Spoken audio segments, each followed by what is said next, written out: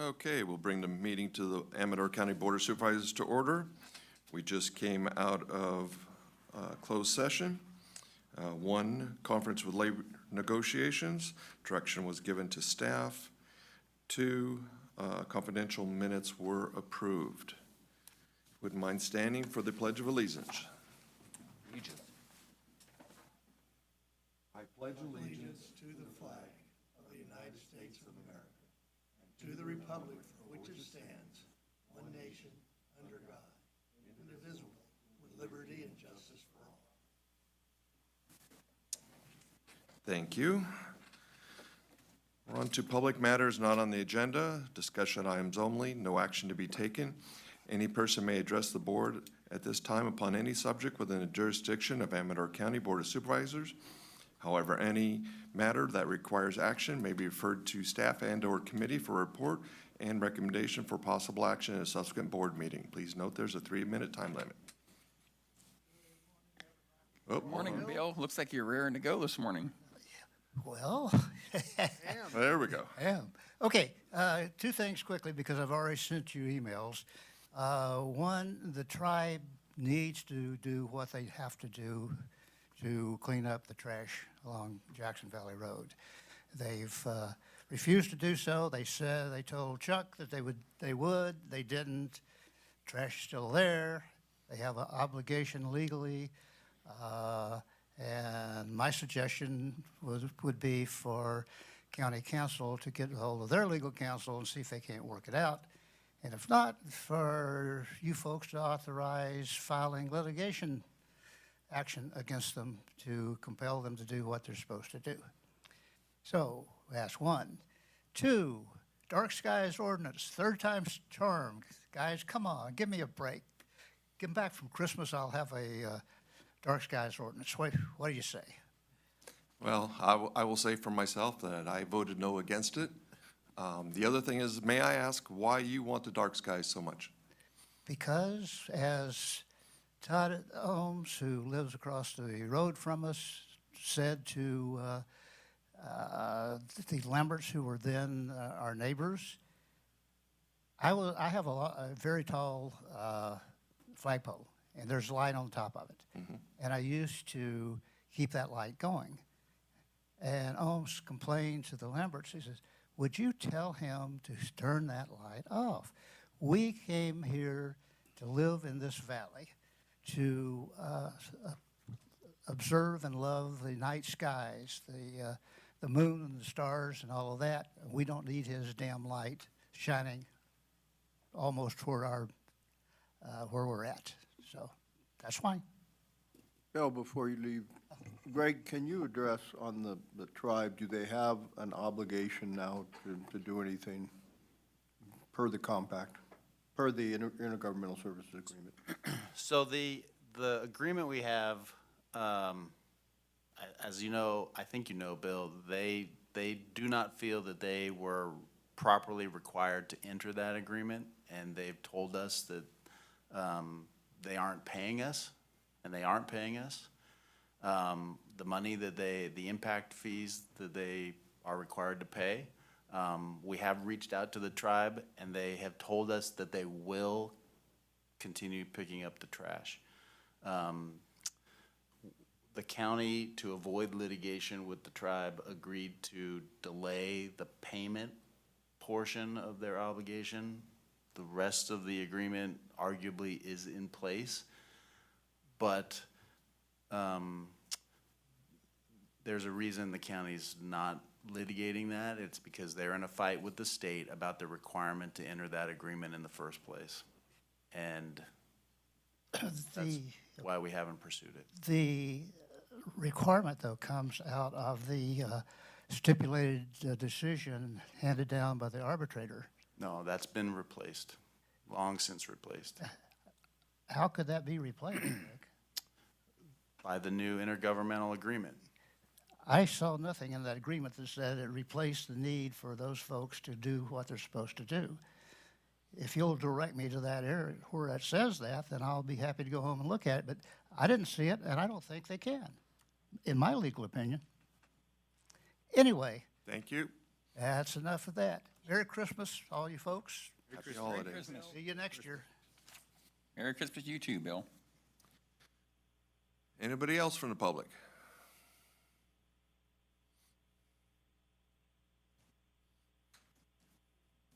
Morning. Good morning. Good morning, Chairman Brown and gentlemen of the board.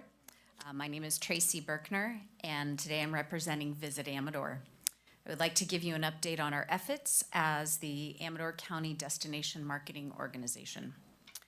6 months ago, Visit Amador Board of Directors sought the advice of a nonprofit board consultant, and during this process, we developed a plan to boost the marketing of Amador and our presence as a dynamic destination marketing organization.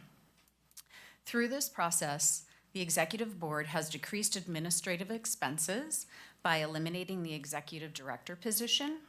We have further reduced our expenses by eliminating our office space and now share space with the Amador Vintners Association in Plymouth.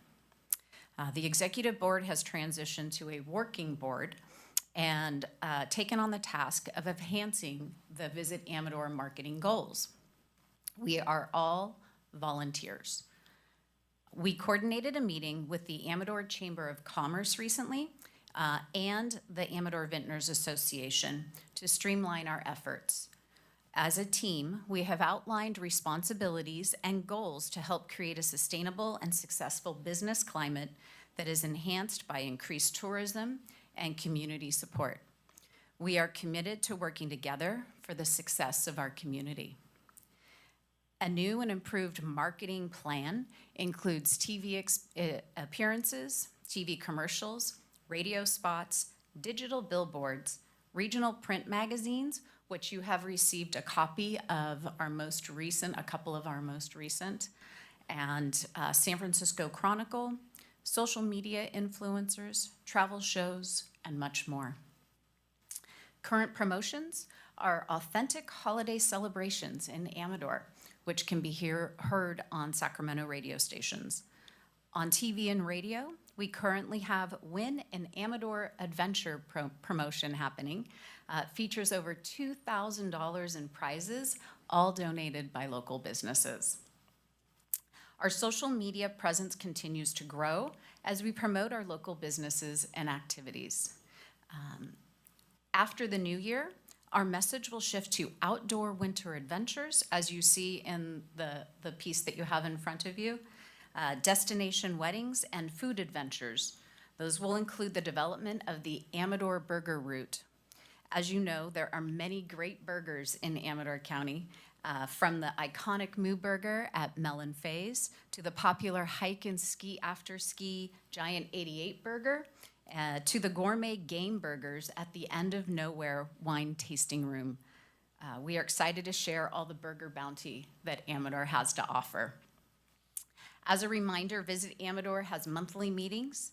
They're open to anyone and are held on the third Thursday of every month at the Hotel Sutter. The board meetings begin at 9, and then our marketing update meetings are from 9:30 to 10:30-ish, and that gives an opportunity for everybody to understand what our current marketing is doing and provide all attendees with updates and networking time afterwards.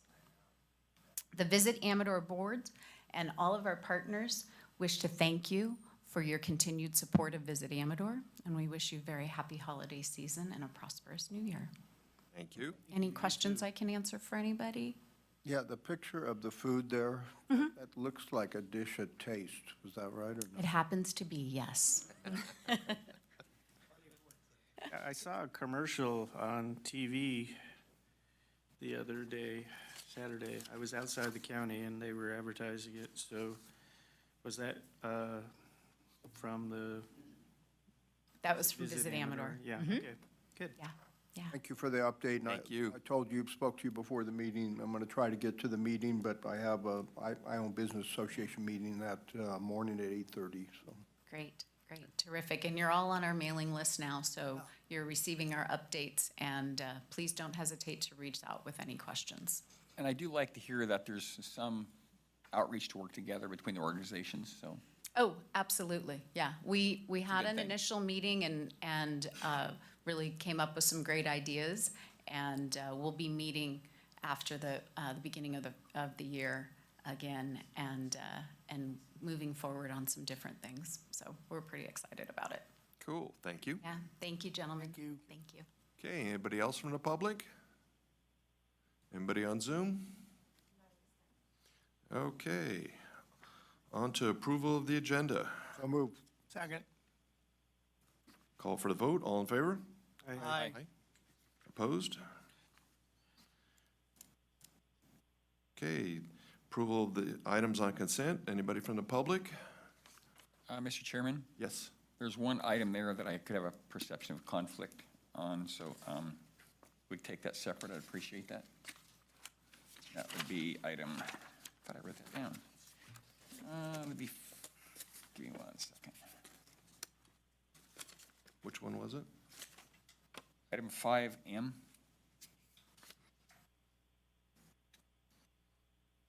Right. Okay. Move to approve the consent agenda absent 5M. Second.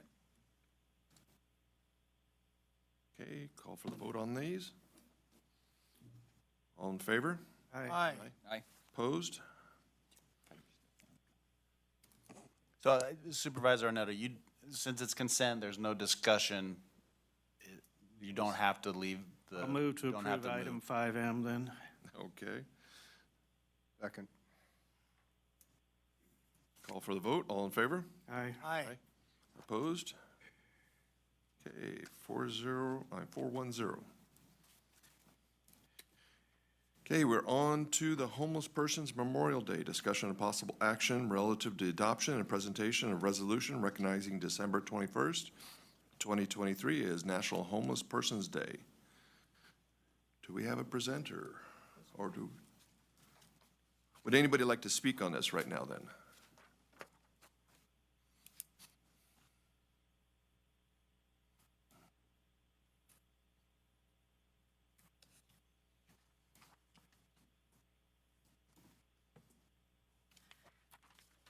Good morning. My name is Ty Polskamp. I'm currently working with Operation Care as they conclude their homeless outreach program funded under a Sutter Health grant. And I am also representing a new nonprofit that formed over the summer called Small Change for Big, which began with a jar of coins at Rosebud's Cafe in 2017 after Dave Tierpack's track team did a 24-hour relay fundraiser for the Homeless Student Fund, which is something housed under ATCA that allows families to pay for sports equipment and school supplies and all sorts of things that we don't think of as needing to be paid for by the individual family in a public school system. Let's just introduce myself. My name is Trixie, and I work for Cal Voices at Sierra Wind Wellness and Recovery Center. I also have a street ministry that's supported by my church, the Sutter Hill Seventh-day Adventist Church, and I'm with Small Change for Big, and I'm on the Homeless Task Force as well. So I think probably everyone knows that December 21st is the longest night of the year. And shortly before the 21st last year here in Jackson, a homeless man was found dead in his tent. And Trixie and I have hosted a number of vigils. In fact, I've hosted a number of vigils. The first one was at Amador High School just after September 11th. But we had just heard of this nationally observed Homeless Persons Memorial Day, and so we hosted our first local vigil last year after a friend had passed away on the streets. Here in the time I've lived in Jackson for the last 8 years in the city, and two friends, Perry and Vaughn, were killed crossing the street, and they were both seniors. Vaughn was seated on the Transportation Commission and was working actively to advocate for access to transportation for folks who are unhoused and living under the poverty threshold. And then 2 years ago, our good friend Luke, many of you may know Luke. Luke lived up country for years, was born and raised here in Amador County, and Luke died as a result of the elements there outside in Pine Grove Park over the winter. So though there has not been a recognized, statistically counted homeless person's death in this county this year, it is a complicated source of data. And so there's a big disconnect across the country between how many homeless people there are from one year to the next and what that would mean as far as who has died. Frank, I know you know the point-in-time count is a complicated, convoluted process to try to gather a sense of the population of homeless Americans. So it is a somber event.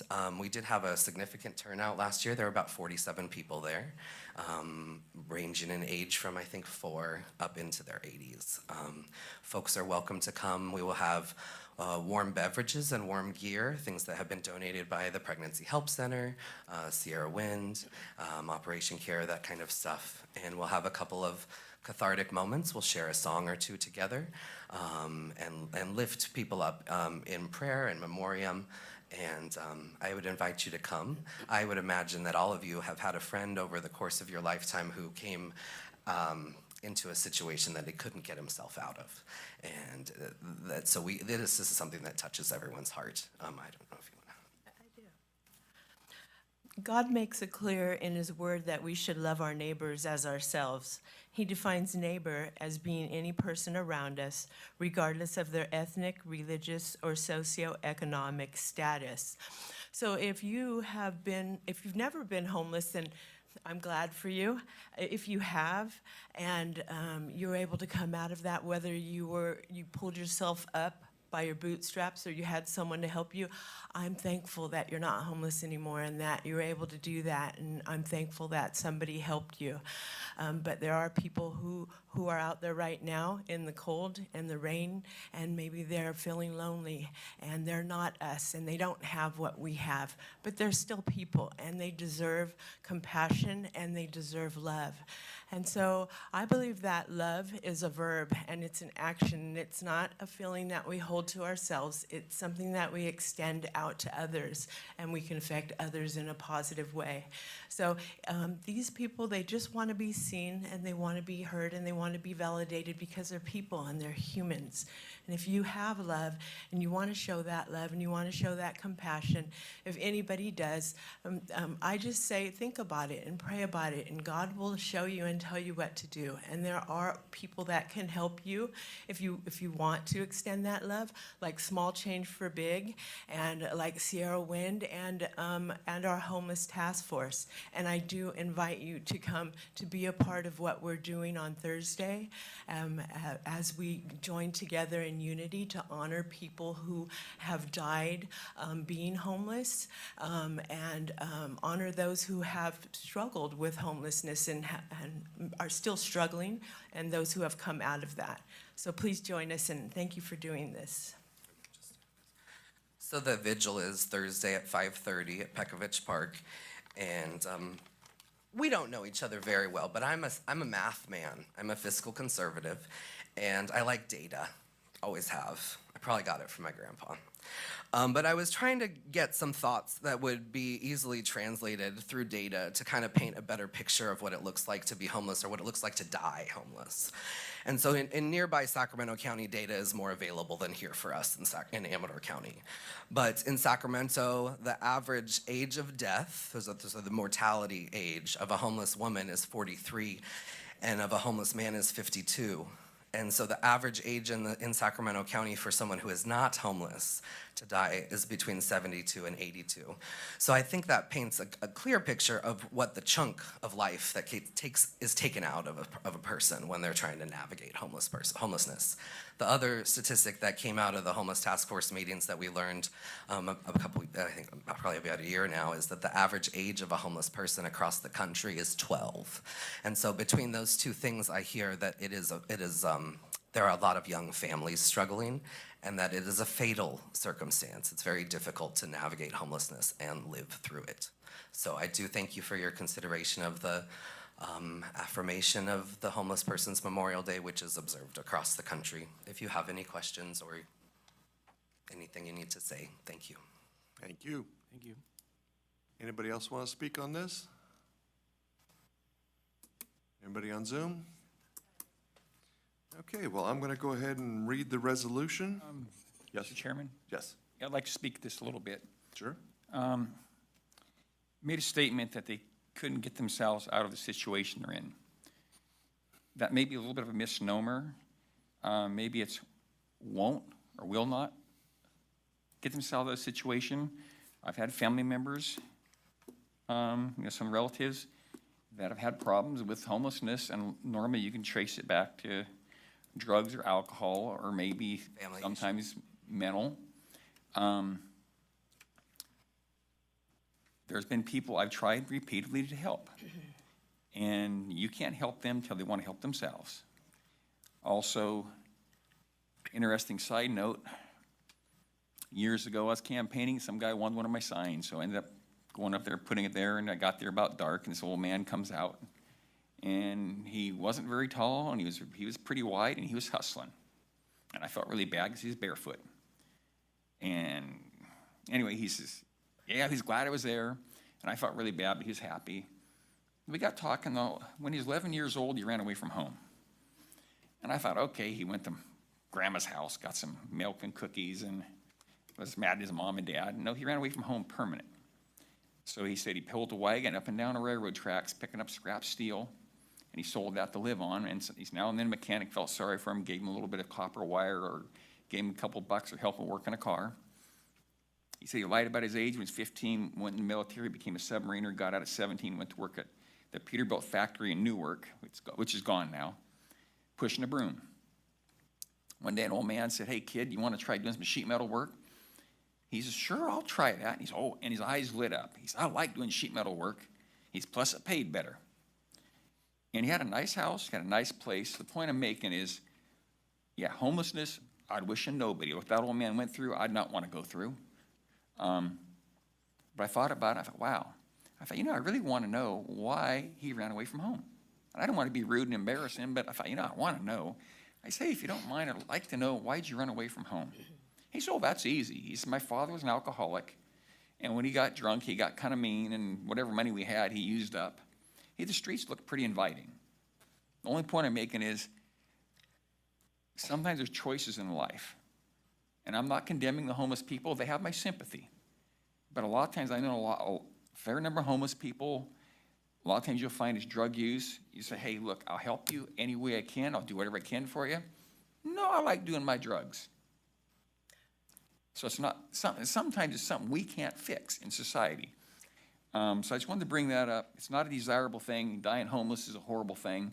But sometimes it's something we can't fix. Yeah, there's programs, but you got to be willing to go to those programs. And you got to complete them. You got to stay off them. With a resolution, I do have a couple things I'd like changed. May I comment on that? Sure. Okay. I myself, I ran away from home when I was 14, and I grew up on the streets, and that's the reason why I do what I do. I was an alcoholic before then. I mean, by 14, I was an alcoholic, and I was a meth addict for over 25 years, and I was an alcoholic for even longer. And I did it all. I grew up on the streets, and I lived on the streets a lot, and I've gone through homelessness a lot.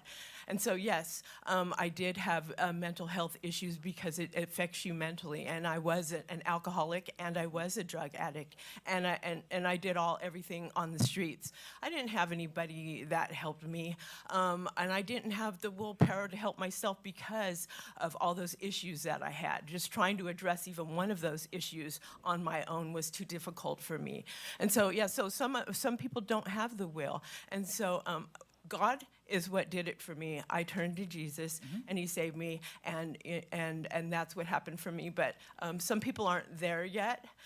But really, and we can't do it for them. But we can. They're still people, and they're still struggling, and they still deserve love and compassion, and they deserve to be offered resources. And if they're in a place where they're willing to take those resources and to get the help, then I'm glad for them. But our job is just to love them and to be there for them and to support them and to show compassion to them. And in this context, Supervisor Oneto, can you imagine your family not being able to afford creating and printing an obituary to honor your contribution to their life? So we're talking today about people who have died, and their families are not able to do that. They're either not able to keep track of them long enough, or for one reason or another, without a community honoring them, Their friends, who are likely also homeless, don't have the opportunity to go to a funeral and celebrate their life. And so this really is about honoring the life and death of people both here and across the country who have died without safe shelter. The complicated nature of addressing and mitigating poverty in this country and across the world is not the topic today. It is more about a funeral service for people who have died across the country without shelter. On the resolution, there's a couple items I'd like to have changed. It talks about whereas shelter is a fundamental right. I put whereas shelter is a need and basic human need. Take that out. It's a basic human need. I don't think it's a right. Is it a need? Yes. Is it a right? No. We all have the right to life and freedom. I believe it is life, liberty, and the pursuit of happiness. Is that right? Yeah, that's what I said. And also, I'd like to have that struck. I don't see where it's a right. It's not in our Constitution as a right we have. It's a matter of maintaining life, sir. Give it a year. Try today.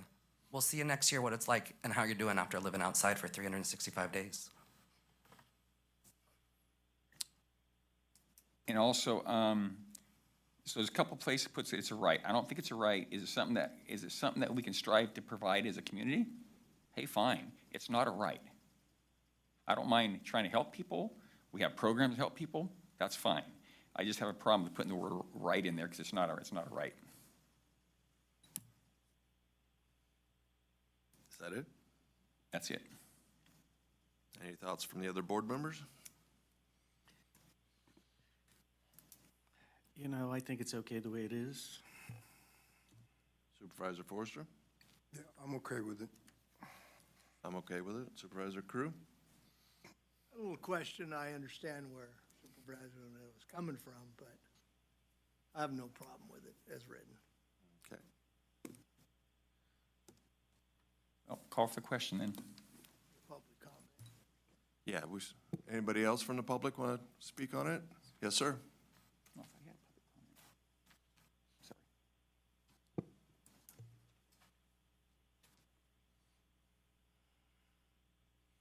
Hello, my name is Russell Parker.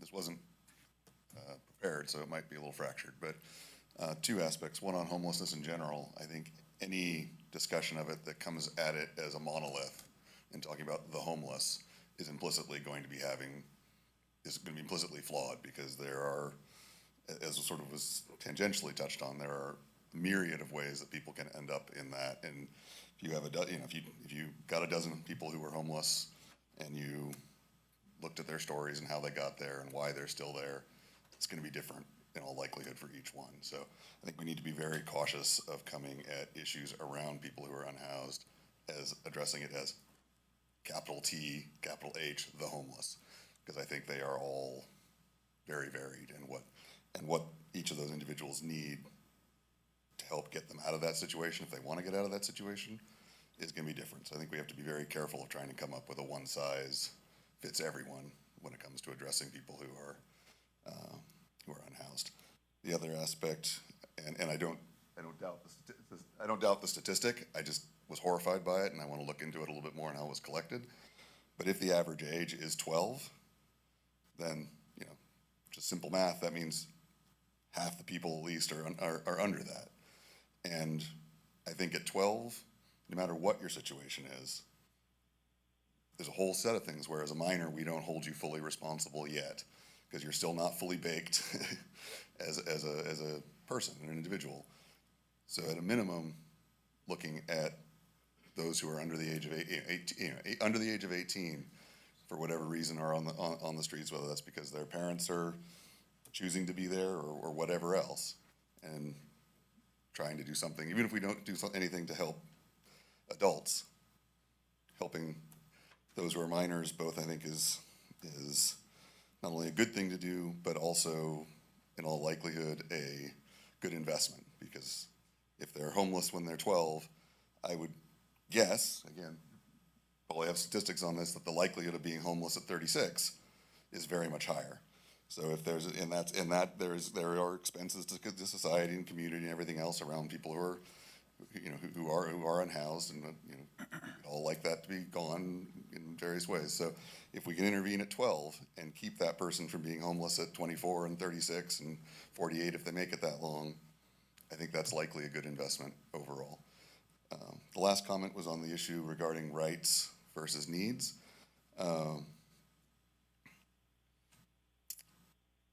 Someone having a right to something doesn't mean that we have to, it means it has to be available should they choose it. It doesn't mean we have to put so much into it that we are forcing them to accept that right. So the subtle difference between right and need, I think I agree with the majority of the board. It's, you know, as good, as fine as it is, I think people need to have a right to an option that gives them a reasonable path to shelter should they choose to engage with it. And you are right, there are people who, for whatever reason, don't. But I think it's a right to have a way to get there if they want to. So, thank you for your time. Thank you.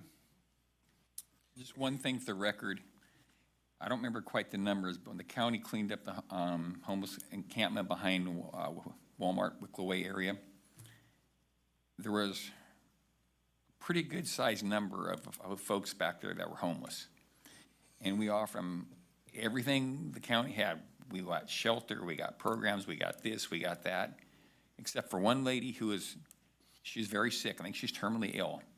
They all said, "Hey, dude, we don't want nothing." So, I mean, I think you folks said it a couple different times. I've heard it over the years. Even the family member, relative I have, it gets down to where you can't help somebody unless they want to help themselves. And if they say, "We like it where we're at, yeah, we're homeless, but it's our thing," you're not going to help them. It's like if somebody, like the lady that was Miss Trixie, said, hey, she had drug problems and other problems. She made the choice, and she said, God helped her, Jesus. But until she makes that choice, we can put every program. You can put the young lady in chains and drag her to programs, and she'd say, as soon as she gets out, if she wants to go do drugs, it's what a person's going to do. It comes down to personal choice, wanting to get out of that. Am I against helping them? Absolutely not. But as far as, is shelter a fundamental need? Absolutely. Is it a fundamental right? I don't see it, no. Can we make it available for people? Sure. Okay, what's going on? I'm going to read the resolution as is. Whereas the National Coalition of the Homeless and National Health Care for the Homeless Council have designated December 21st, 2023 as National Homeless Persons Memorial Day. Every year, thousands of men, women, and children die in California without stable and secure shelter. Homelessness and the risk of homelessness continue to be the serious challenge for many in Amador County residents who have the right to adequate food, housing, clothing, safety, and health care. And whereas shelter is a fundamental right and a basic human need, and the homeless raises a person's risk of illness, injury, and death. And whereas the winter poses extreme hardship for unsheltered, inadequate housed, low-income individuals and families in Amador County. And whereas the County Homeless Task Force has worked diligently to advance potential solutions and bringing awareness to the struggles of the unhoused neighbors. And whereas local nonprofits, organizations, Small Change for Big, Sierra Wind Wellness Center, and Operation Care will host the second annual Longest Night Vigil in Amador County on December 21st in Jackson's Petrovich Park. And whereas the Homeless Persons Memorial Service in Jackson will commemorate our neighbors who have passed away as a result of homelessness. A local resident joined individuals across the state and country remembering those who have died in their own communities. And whereas remembering those who have died without homes of their own, we recognize the urgency in homelessness and the need to compassionate response and the county's collective commitment to prevent such deaths in the future. I'd like to call for a vote on this. Make a motion to approve the resolution. Second. Under discussion, I'm not opposed to recognize the plight of the homeless people. They have my sympathy and even my help at times. But I have a problem with the term that it's a right, so I'm gonna vote no. I think if you look up right in the dictionary, I mean, you're interpreting it one way, but what it says as an adjective, morally good, justified, or acceptable. So it doesn't mean, yes, you have to give it to anyone. It just means it's the right thing to do. I understand that, Richard, but there's some things in our nation, you start going down slippery slopes, and I think it's just heading down a slippery slope. Okay, we're going to call for the vote. All in favor? Aye. Opposed? Nay. Okay.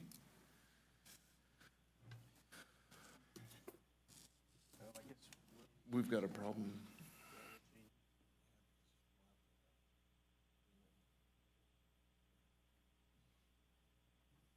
We have the physical resolution here, but we have to redo it, so we'll have to bring it back to you. Sorry. Thank you. It's wonderful if you would maybe join us on Thursday and bring it then. We'd love to have you read it aloud at the vigil at 5:30 in Pekovich Park. If you're not busy helping other homeless people at that time, we'd welcome your attendance. Thank you. Thank you. Okay, thank you.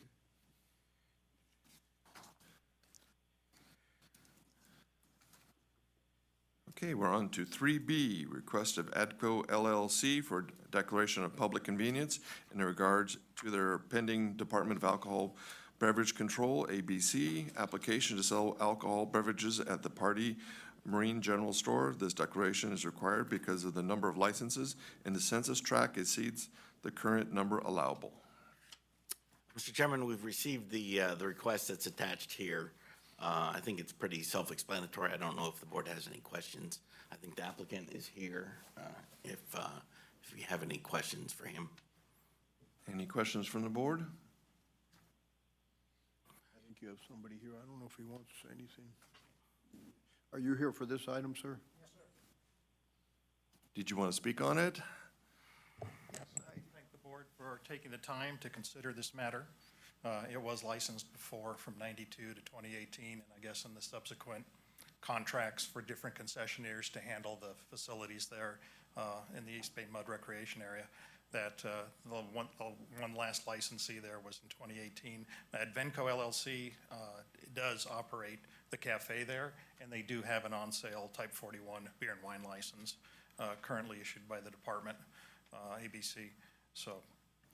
And by the application and everything, it looks like just a small refrigerator. It's not even anything really major. In my career with the agency and then afterwards in retirement and asked by the public to come back to assist them with the red tape from the state, this was the first floating premises that I have encountered coming across the parking lot, looking over the berm and going, it's a lake, where's the building? And then going to see it. It's a small, it's on a barge. It does move because the lake level is lowered, so basically they move it in anticipation of the rainfall for the winter. But in the when they open the park back up, they go ahead and put it always in the same location, and that this is basically going to be confined to a self-serve cooler, and the store is going to have one clerk, and the clerk is going to have a full view of that cooler for which will contain non-alcoholic beverages, sodas, juices, beer and or wine, for the convenience of the boaters who can tie up to the slips that are attached to the store at the end of the marina at the peninsula there. I did email in attachments, so I hope you all have those. Yep. Yes, it was a very nice drawing. Thank goodness for high school mechanical drawing and taking out my kindergarten-sized pencils and crayons. What is your name, sir? Rod Saganovich, And you're representing Advenco LLC, LLC, okay. ABC licensing consultant, fancy term. Okay, thank you. I thank the board. Okay, anything from the public? Yes, sir.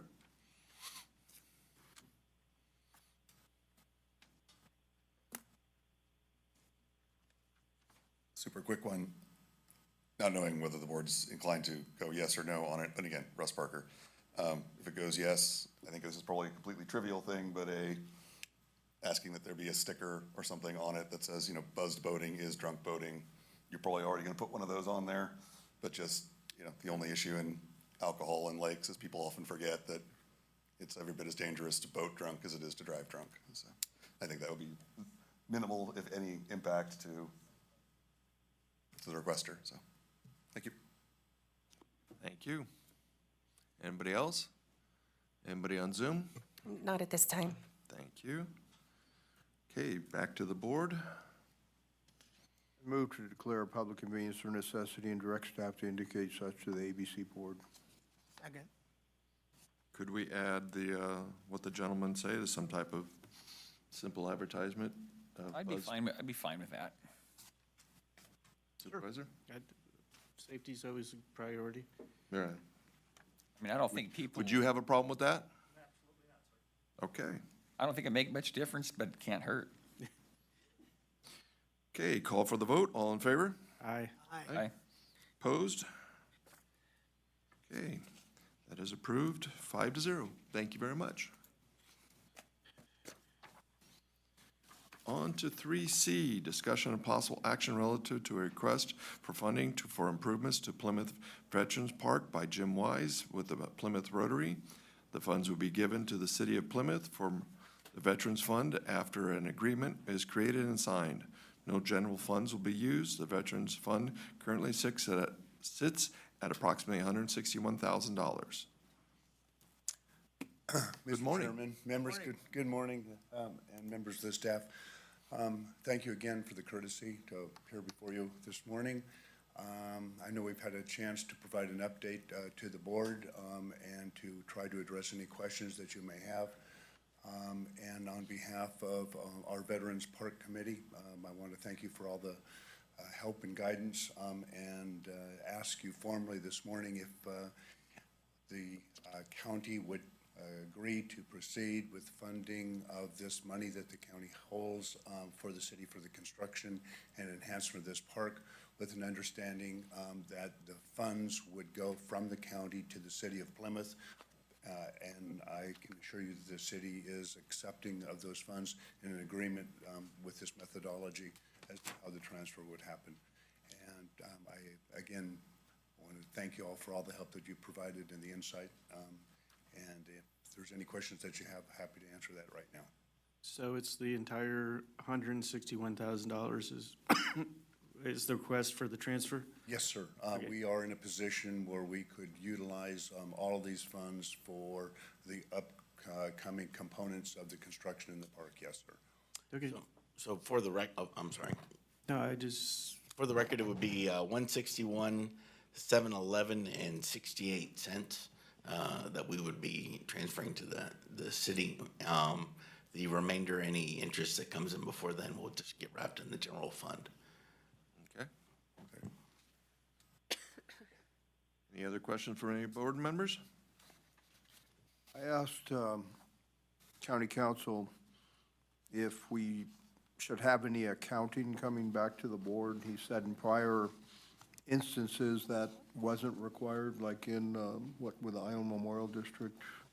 We gave impact fees, the county gave impact fees to the city of Ione for tennis courts at Howard Park. And this is essentially the agreement that we used in that instance. But if the board wants to see some kind of summary accounting or whatever the board would like, we can add that to this agreement.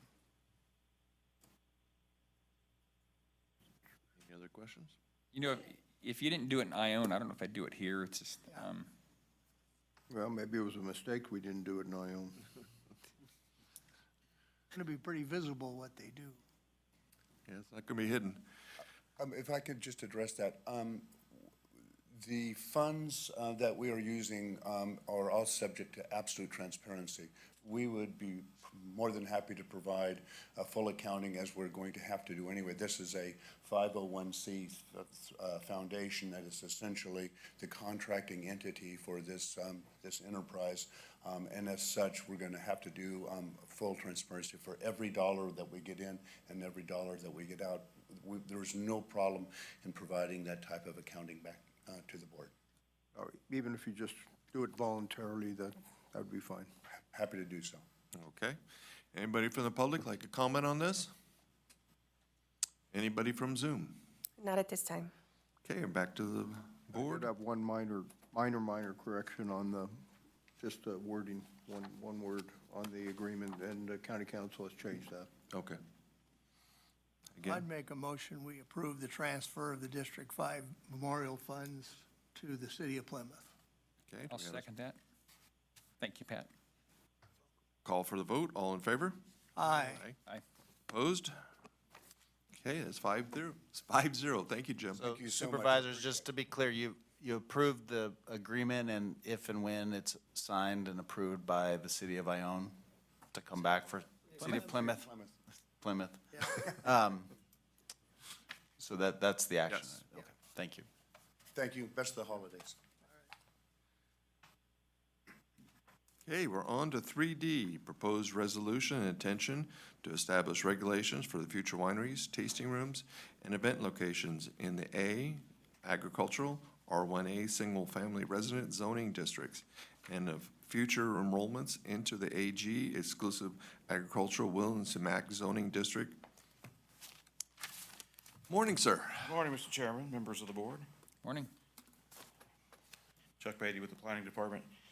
So your Land Use Committee, Supervisors Axe and Forster, have been working with the general public and representatives of the wine industry for a little over a year and a half to develop potential amendments to the county code that would help mitigate the impacts, future impacts of the wine industry on the county, particularly when, particularly impacts that are related to events and things that are more towards the entertainment industry rather than wine production. I think we had 10 meetings.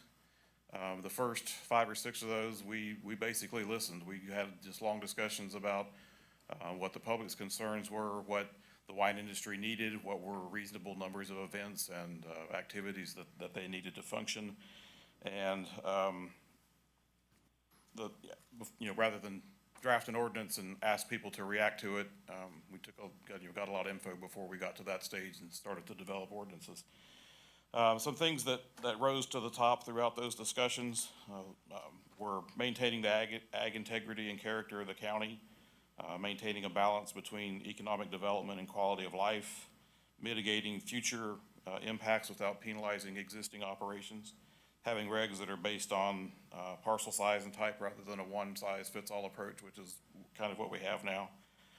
Having property setbacks that are based on the event or frequency of events rather than just the event itself. Minimizing traffic impacts by spreading the events and tasting room hours over the entire week, because the more you compress the hours or compress the event schedules, the more you're going to peak the traffic flow. Increasing public education through better dissemination of rules and regs, allowing existing facilities to continue to operate under their current ordinances rather than creating nonconformities. There are unintended consequences, particularly economic consequences to a business if you create a nonconforming status for it. Trying to prioritize ag use, which are wine, vineyards, wine production, wine tasting over entertainment events. Applying the county noise ordinance to wineries or tasting rooms and events, where right now the county's noise ordinance only applies to residential uses. And enforcement of our existing or any new rules. The drafts that are in your packet that were developed seem to have pretty broad support between the public and the wine industry. So the primary changes that the Land Use Committee is recommending would be that wineries that have existing building permits that were issued prior to any ordinance change would be able to operate under the codes that were in place at that time. And part of the reason we need to do that is we would end up with 2 separate winery ordinances, which those properties that are in the Williamson Act now, even if they don't have a winery or a tasting room on it, are contractually allowed to have that use at the intensity that's in the ordinance now because of the contract. So even if you change the ordinance, it doesn't change the contract. So they're contractually bound to have those uses. Wineries with permits that are in non-Williamson Act properties that are issued after the adoption date then would have to meet the new terms. Attendance levels for events will be based on the setback of the event use areas and their location on a major versus a minor road, we know that what is a major road would still be, still to be determined. The ones that were listed in the ordinances were included were any of the state routes, Shenandoah Road, Shenandoah School Road, Lower Ridge, Latrobe, Willow Creek, and Steiner Road. And everything else will be considered a minor road, but that's still to be determined. So any of the new wineries, there would be a base list of operations. The tasting hours could be from 10 to 6, 7 days a week. They could participate in all the ABA sanctioned events. They could have 12 wine club events per year with up to 200 attendees and 6 other events with up to 60 attendees. If the winery has a 200-foot setback for the event use area, they would be allowed an additional 12 events with up to 200 attendees. And then those with a 400-foot setback for the event use areas would be allowed an additional 12 events with up to 250 attendees, and then 12 more events with up to 300 attendees. And the parking areas would be set back 50 feet from any residential properties with an occupied residence, 100 feet for idling vehicles. Some things that still need to be discussed as this moves through the process is whether or not we do want to apply the noise ordinance to the special events rather than just residential uses, because the commercial use is currently exempt. Defining, what extent does the county want to allow the wine industry to move towards, an entertainment industry versus an ag operation? Do we want to apply the general plan idling times for construction vehicles to vehicles that are visiting wineries? Right now, that's five minutes. And that's actually an air quality mitigation from the general plan, not a noise issue. It was more of a noise issue in our discussions. Do we want to apply the fire code access rules on a case-by-case determination of the fire code, which is the way it's written into the chapter 1530, or do we codify that into the winery ordinances? And do we keep the general plan noise limits of 10 p.m. to 7 a.m. as quiet hours, which is a pretty typical quiet time in most general plans, versus having the amplified music end earlier than 10 p.m. If there's a general consensus of the board today to move forward with these, the next step would be for you to adopt a resolution of intent that would then direct the planning commission and staff to move forward with the process. Be happy to answer any questions. Any questions from the board? You have one question. Received a letter from Frank Marino, and he was questioning about like an increase. I'm not sure if it's the amount of E. coli in wells or the number of wells that are showing E. coli. Do you know anything about that, Chuck? I In don't. Shenandoah Valley? No. Okay. Well, I'll probably talk to environmental health about that, just to see what they're seeing out there. And one thing I do have a little concern over, probably, pardon me, probably the biggest complaints I've heard has been music. A lot of people said they didn't mind, when the first winery, tasting room, whatever, had music or events. But they said, as you get more and more and more and more, it's kind of nonstop. And that's something I think we have some heartburn over.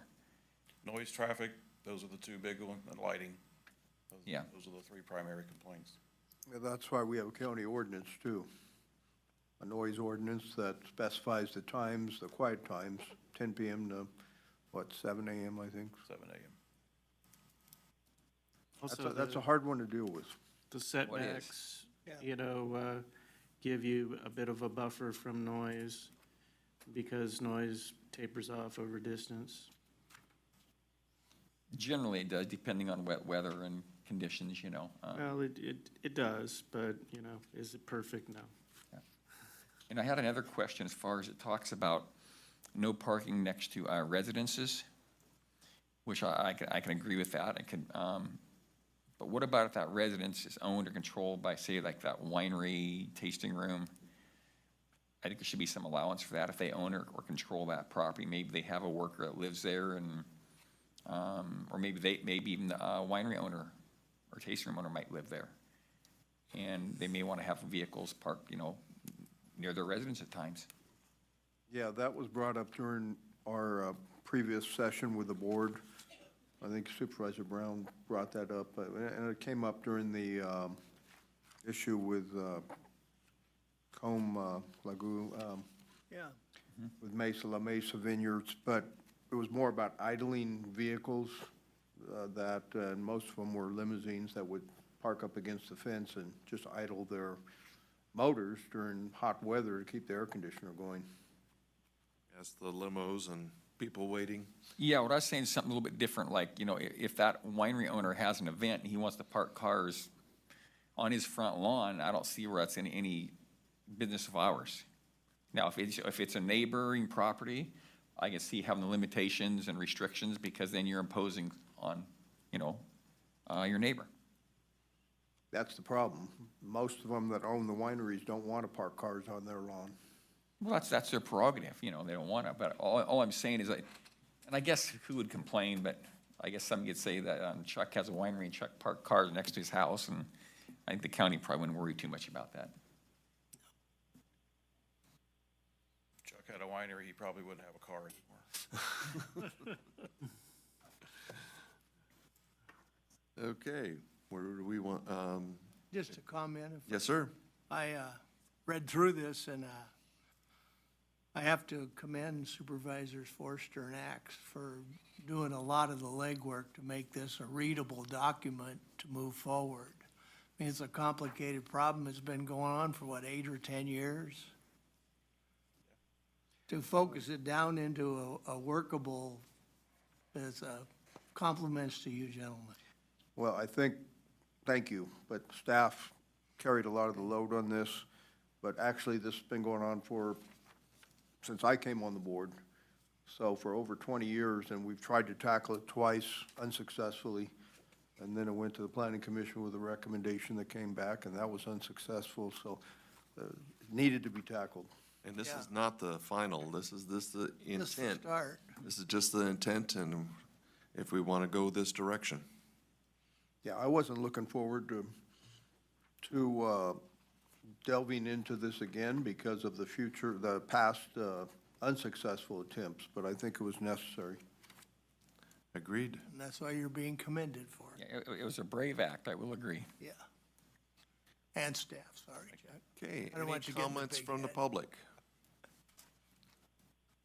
Any questions on, Yeah. oh, come up, sir. Sorry. You were blocked. I didn't see you. I apologize. Russ Parker again, I'll keep it quick, thanks for the indulgence. When I was growing up, we had a farm in Carmel Valley, California, south of Monterey.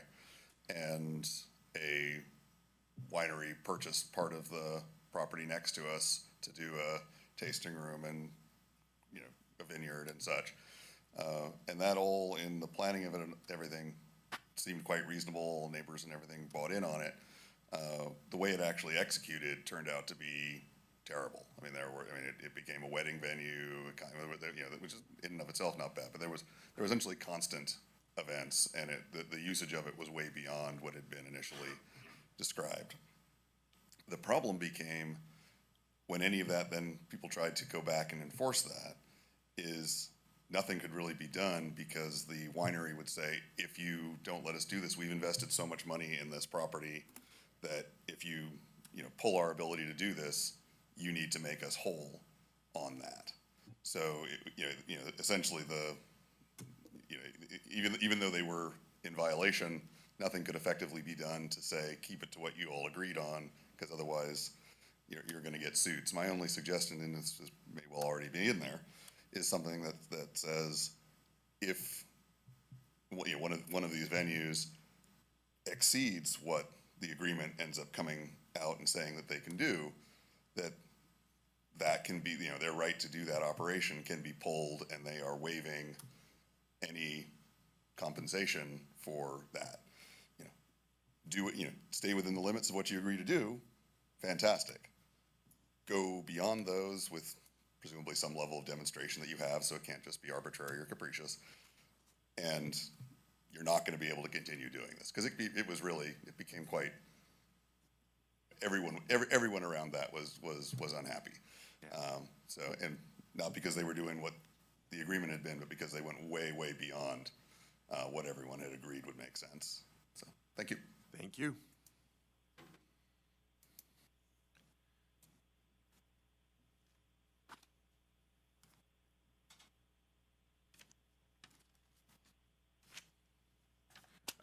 Good morning, Supervisors. Craig Baracco, Executive Director of Foothill Conservancy. The Conservancy would like to voice our support for this effort to formulate new regulations for wineries in the agricultural zones of the county. We feel that placing reasonable limits on the number of events strikes a balance between the essential rural and agricultural uses of places like the Shenandoah Valley, balanced with the economic needs of the wineries that make up such a key industry in our county. Just a couple of notes on items that Chuck talked about. On the issue of the major versus minor road distinction, in which major roads are allowed larger and more often events. In the example list, Steiner Road and Shenandoah School Road are listed as examples of a major road. Frankly, though, those roads are quite small and narrow, and if we were, say, starting fresh with no wineries at all, we wouldn't consider those roads to be major roads, which would allow new wineries to come in with the upscaled number of events. It would be better to just sort of establish a objective criteria ahead of time, say a certain road capacity, width, safety level, and use that to distinguish between major and minor roads, rather than shoehorning in minor roads, frankly, that actually just happen to have wineries on them already. In fact, minor roads that already have a lot of wineries on them shouldn't then get even more wineries with allowed even more events, if you see where I'm saying here. Yeah, I believe there are some objective criteria. There for are. Major and minor. There are, but the existence of the existence of wineries already on a road shouldn't be one of the criteria. It should be more in terms of what the road can handle as is. Understood. Is the foothills. I think, yeah, it's because that area is already kind of. I agree. I think the committee, our committee agrees with you, but it's because it's already saturated. And then I would just also like to endorse the idea of restrictions on idling vehicles. This is primarily the limousine problem, where we have limos taking the grand tour of the Shenandoah Valley during high summer, and the drivers keep the car running the whole time that their party is in the tasting room. A 5 to 10 minute limit where they can still fire up their car, limo ahead of time to cool off, so that their folks can have a nice cool experience, but not keeping their limos running a full hour or half hour when the party's in the tasting room. Generally speaking, I think this is a fairly easily enforced measure. Most of the wineries require reservations and special arrangements for limo parties already, so a matter of attaching a note to your reservation saying that your limo can't idle more than 5 minutes at a time is a pretty reasonable measure, and would cut down on both noise and air pollution. So, as a designated driver that has gone numerous times to the wineries, it is hard, because I've gone out, because I normally sit out in my truck while everybody's in there having their fun, and that truck warms up real quick in a hurry in the middle of the summer. So that's kind of I understand what you're saying. I appreciate it, but it's that's a hard thing to do. Well, the answer is pretty simple. Just pretend you're a dog, and then there'd be all kinds of outrage. That poor dog's locked up in the vehicle. No, I agree with you, but it is just it is a hard thing to do, because I've tried to do that, because my truck is not gas economy, and that's the best vehicle that I have to do tours with my family and friends, and it warms up, because I'm.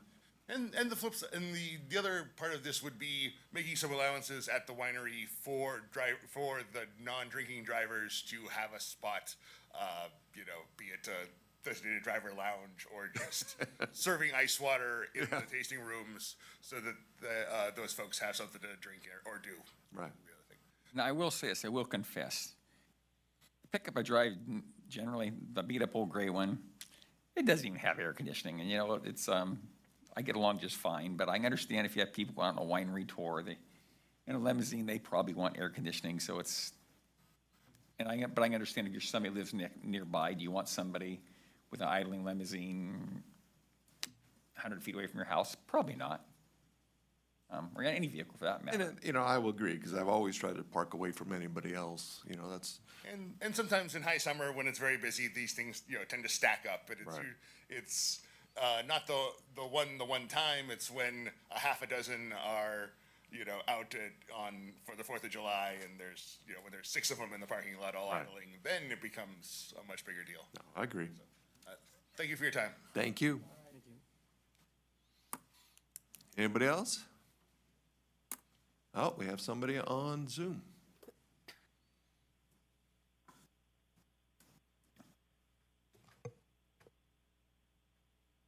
Go ahead, Jamie, when you're ready. Good morning, gentlemen of the board. Jamie Labenko, District 5, Fiddletown resident. I just had a quick question. I actually attended several of these land use committee meetings early on, and I know that members of the Vintners Association have been involved in this process as well. I think that's certainly important. Nobody knows better the operations of their businesses than the winery owners themselves and how they would be impacted by these types of regulations. But I'm hopeful that with coming public hearings that our Grape Growers Association is included, actively contacted, because it seems to me that properties that do not have existing wineries are those that would likely have the biggest impacts. And so when I reflect on how our valley has grown and how wineries have opened over the years, there comes times when the wine industry has these impacts that turn grape growers overnight into vintners so that they can get rid of their fruit, essentially. And that is when you have the Dick Coopers and the Dillions of the world start to build wineries on their existing properties. And so that's almost always grape growers. And so what I'd hate to see is an ordinance that creates, some issues for, multi-generational families who at some point in time hope to build a winery on their land, now run up against issues that would impact them. And I'd just love to make sure that the grape growers have some input on this process as well. Thank you. Thank you. Thank you. Anybody else? Okay, back to the board. Move to approve the resolution of intention. Second. Okay. Call for the vote. All in favor? Aye. Aye. Aye. Opposed? Aye. I mean, I meant to say aye. And Mr. Beatty, if they're not on the list, can you get the grape growers on the email list? Okay. Thank you. Thank you very much. Okay, we're on to State Route 88 Pine Grove Corridor Improvement Project. As the bids came in over funding, we're trying to figure out where to go from here.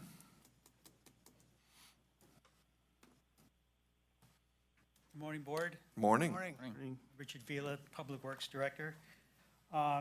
Also in attendance today to help in this discussion, I have Executive Director of ACTC, John Gedney, present. And on Zoom, we have the Design Engineer, Mark Thomas, represented to answer questions regarding the bid and as well as some of the options that we may want to look at moving forward. So just wanted to acknowledge that presence here. As you mentioned, we put this project out to bid. Bids were due on December 7th, and we received 5 bids for the work, and they were all well over the engineer's estimate for the work. Some fairly significantly. It's kind of a wide spread of bid numbers, which is pretty interesting in itself. I've never seen anything like that, and I've seen it where some are over and over, but some are twice the engineer's estimate, which is like, I'm not sure if they're bidding on the same project or whatever. But so I thought that was kind of an interesting phenomenon that happened with this. The low bid from George Reed was about 28% over the engineer's estimate, and the rest were significantly above that. When we looked at the numbers, and again, the gentleman from Mark Thomas can expand on this further, but there were some, I saw some items that were significantly above the engineer's estimate, and I kind of listed some here. The traffic control, the clearing and grubbing, roadway excavation, reinforced concrete pipe, mobilization, which is a wild card on any project, quite frankly, and the hot mix asphalt, although the low bid came in under the engineer's estimate. We find good asphalt numbers when George Reed bids on our projects. That's just kind of a trend. That's whatever, that's their business, so. Does that add up to about $2 million? What the, What you just listed? those items? Yeah, could we chisel off $2 million worth? Well, you wouldn't have much of a, you just can't delete bid items. You'd have to talk about looking at the project and scope and reducing the scope of the project, so it makes some sense.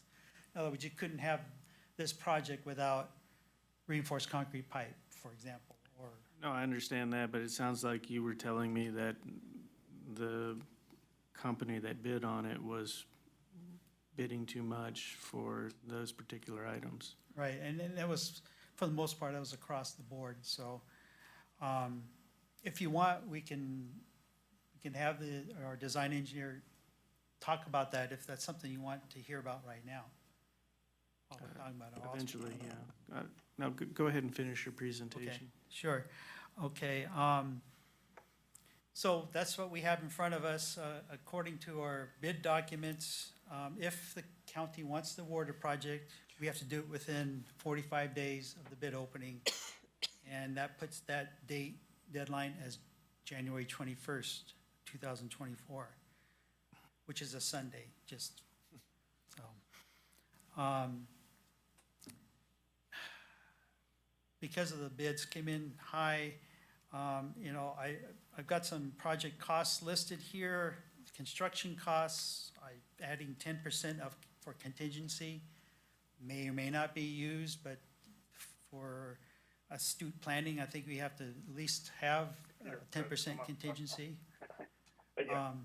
We have construction management, which we have a firm under contract. They have a not to exceed amount of a little over 1.3 million, so it could be a little less. And we some staff time to help manage this. So that comes in around 12.2, 12.3 million. So you look at our existing funding, we have about 9.5 million set aside for this.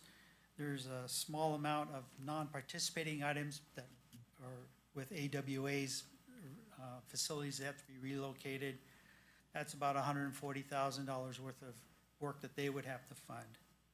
So that makes, I put that available funding about 9.7, a shortfall of about 2.5, 2.6 million. So that's where we're at. Then, as far as looking at potential additional funding, we have some, if you look at external sources, there's Caltrans, although, we've reached out to district staff for District 10, Caltrans, and, quite frankly, I'm not confident that you're going to see any more dollars coming from Caltrans on this project. I think we need to point out history on that when Caltrans, I think it was Stanislaus County, had a project that went significantly over budget, they stole our money. I think we need to point that out to them. Yeah, no, that was that was the bridge program. Bridge program. But the point's well taken. I mean, that's different pot of money and stuff. Different pot of money, but you know what, time for them to realize that what works for one works for everybody else too. The other potential source of funding, which I call external, is through ACTC, who's ponied up or has gotten these funds together over the course of several years. I don't know if that's a real good possibility or not. I know recently they've set a policy that, all their funds that they manage are to go to the local road projects and not to state highway projects anymore. So that's something they've done over the last 6 or 8 months, they've put into place. So, and Mr. Gedney can address that further if you want. I'm guessing that source is probably not there as well. I've also listed some internal funding sources which are not favorable from my point of view, but in fairness to explain the options that really are available. We've got our local transportation fund allocation, ACTC. It's about $730,000. That's there now. We can look into next year's SB1 funds. That's usually about $2.2 million a year, but that helps fund our normal road repair and rehabilitation that we are due on an annual basis. So there's that there. You have your general fund reserves that are available as well. Now, I don't think any of those options are very, in my opinion, are real appealing, but that's for you guys to decide. But, I just feel that's something that, lay it on the table. So when I step back and look at this, we really have 4 options to look at right now. One, we do nothing at this time and see if external funding shows up. But that has to happen within the next month or so, because our deadline of January 21st is where we have, if we want to move forward with the project, we have to award the contract by that date. Use our external funding sources and award the contract right now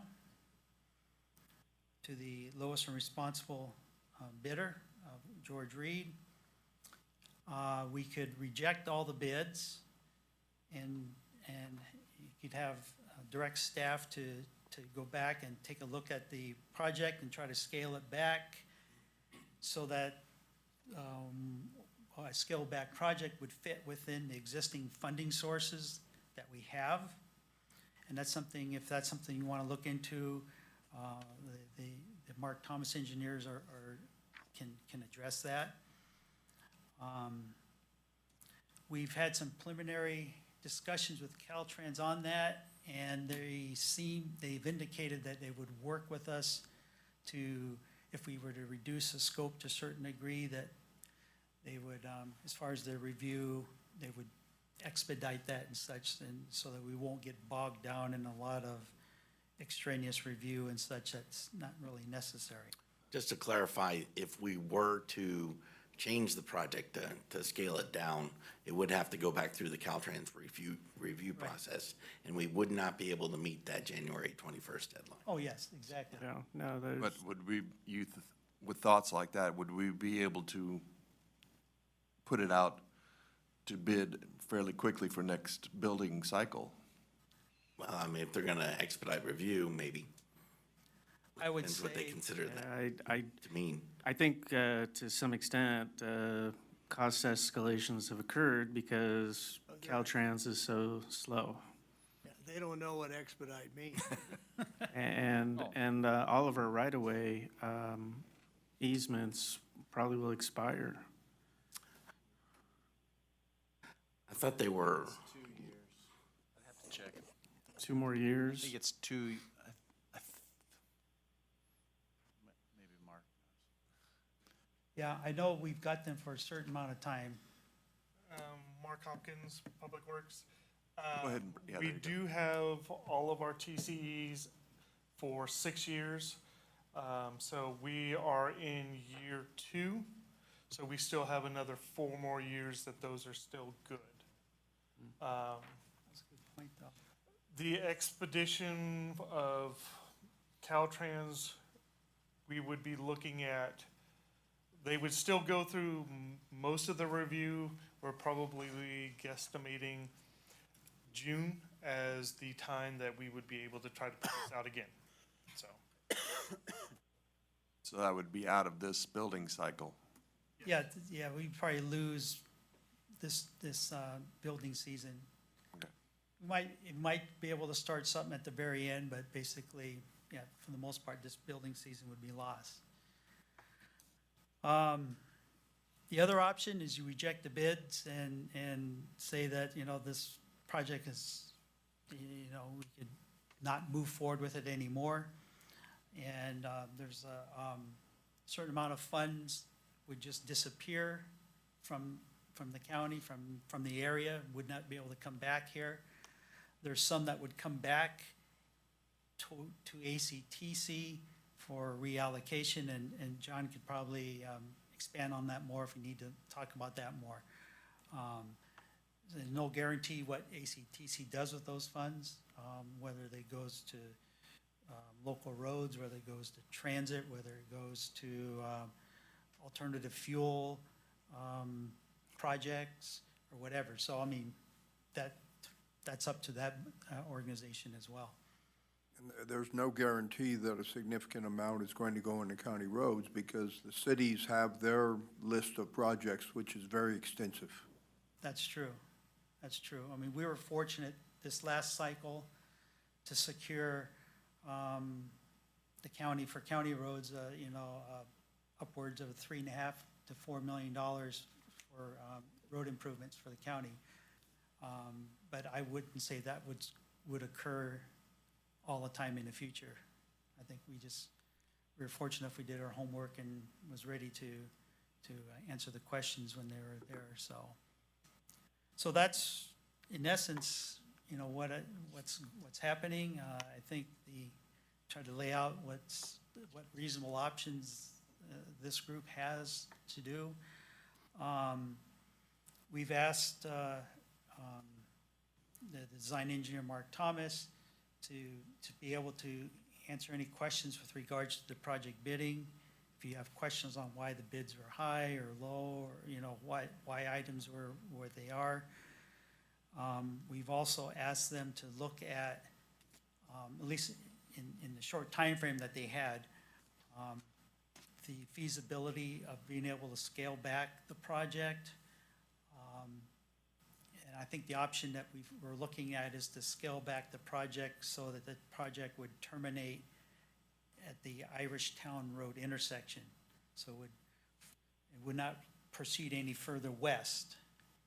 And I think they've looked at some numbers and to see how feasible that, you know, in a rough sense, what it would look like. Because they've only had a week or so to actually be able to. And do we have any feedback on that? Excuse me? Do we have any feedback on that? Yeah, option? they would be able to address that, so I don't want to put words in their mouths necessarily. So you know, whatever, they're certainly available to address the board and to discuss these items as you wish. Well, Mr. Getney, do you want to come forward to have any of your input on this? He doesn't want to. We want him to, though. Thank you, Mr. Chair. John Gedney, ACTC. I'm actually interested in hearing from your consultant, Mark Thomas. We have the bid comparison that your staff has done, and I think there's some significant line items that need some explaining. So traffic control, the concrete pipe costs are way beyond the engineer's estimate, and I'd like to hear the consultant address that if you would as well. Thank you, Mr. Chair. Okay, go ahead. Who was it that needed to? Go ahead. Good morning. Hi, Matt Brogan, Principal Engineer with Mark Thomas. Thank you. I have Jake Weir with me as well. He is our project manager. We have assessed the bids, and as everyone knows, in a low bid environment, there some things we don't control: availability of materials, availability of contractor workers, timing of those improvements, timing of when the bid comes in as far as time of year and other work that they have ongoing. But Jake has done some analysis of the bid, in particular the items that have been discussed already. And Jake, can you just give a little bit of analysis of those line items that jumped out to us from the bid, the actual bid documents? Yes, can everyone hear me okay? Yes. Very good.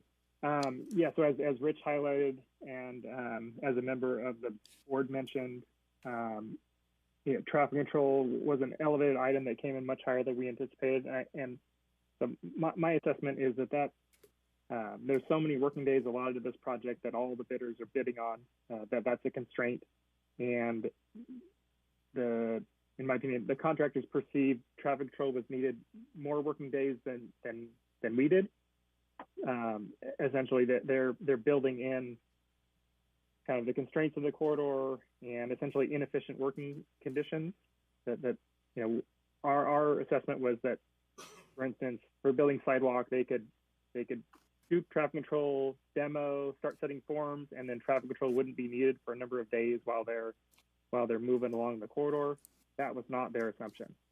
Clearly, by their bid, they were assuming traffic control almost every single day. Yeah, I think that's my, yeah. I do some traffic control, sometimes minor type stuff in my business, and if you start doing prevailing wage or hiring subcontractors to do traffic control, in a situation like up there, Pine Grove, multiple roads and stuff that you have going on there in the school, you'd go through $100,000, I think, really fast. Yeah, agreed. And I mean, it comes down to how many days do you need it, and in the contractor's view, they need it for many more times than we assumed.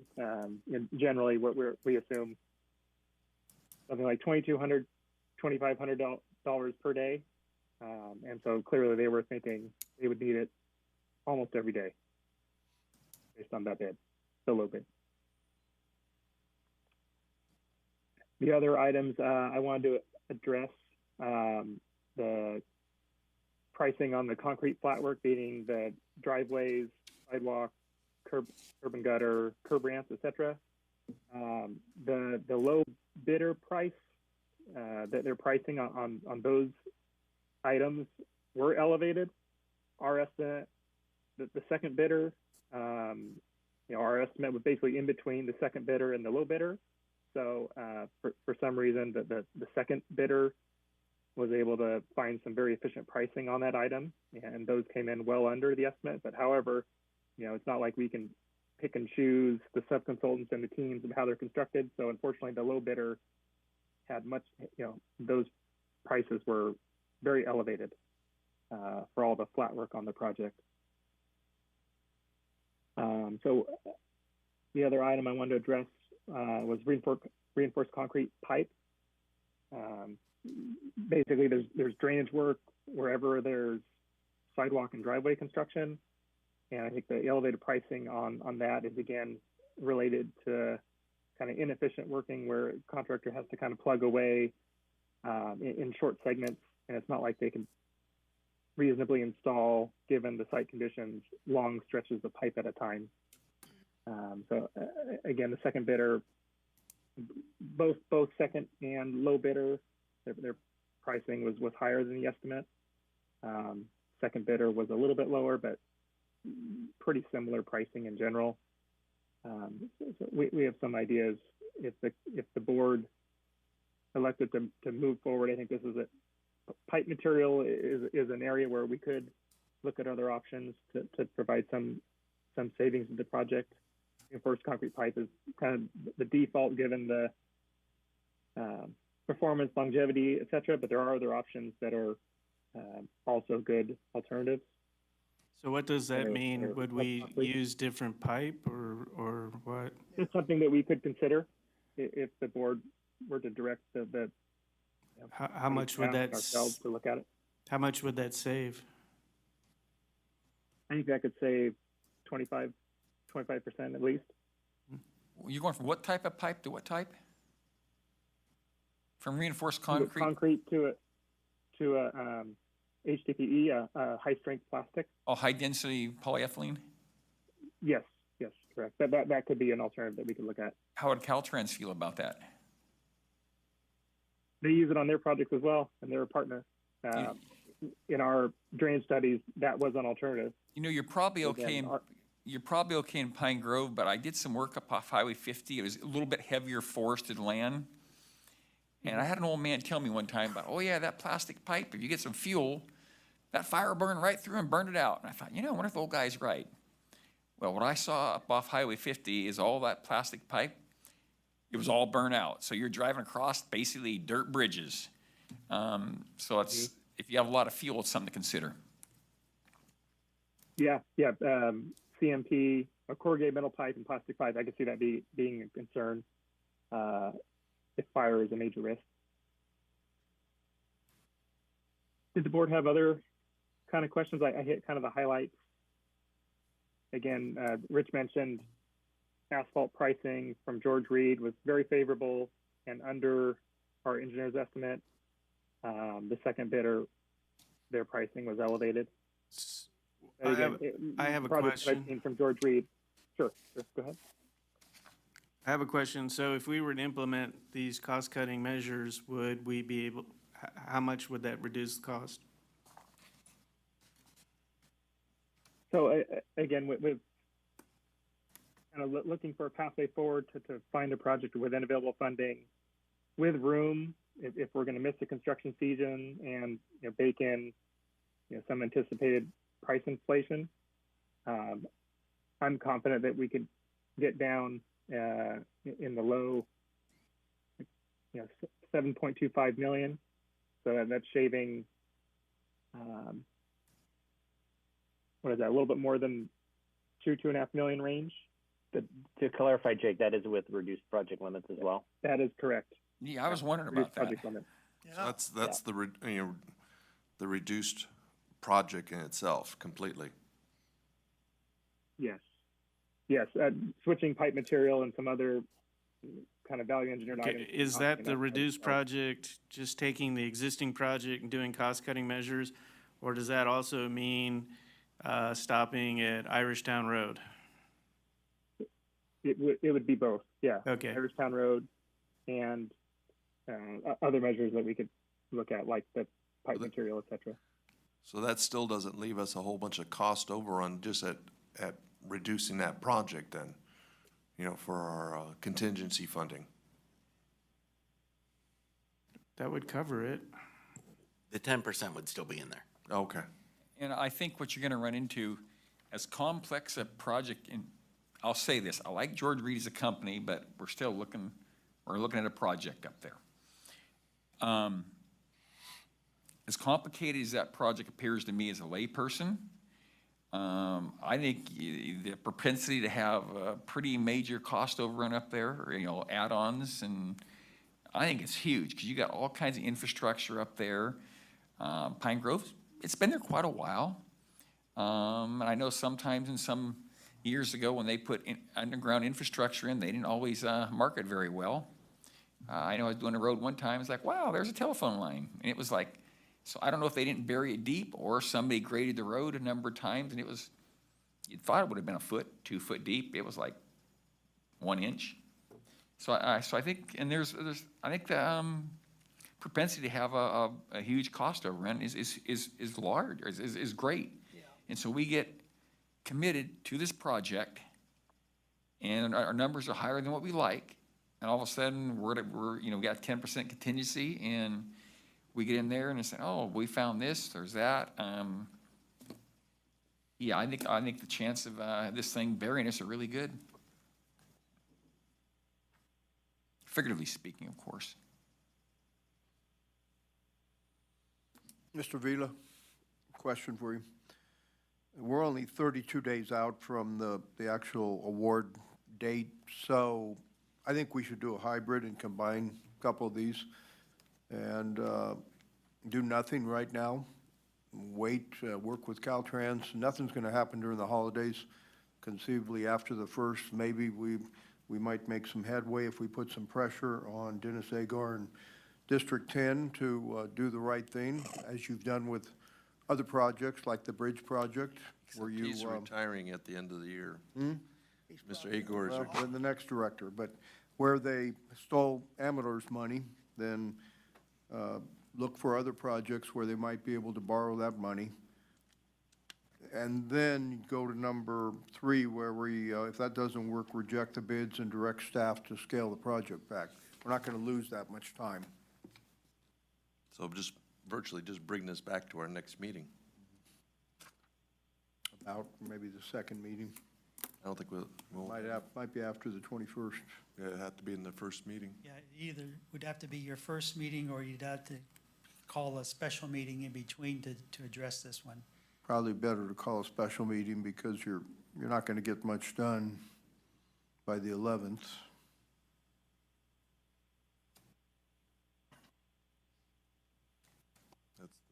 It's the 9th, yeah. You know, I have a question. It might be a Mr. Gedney question possibly. As far as the funding.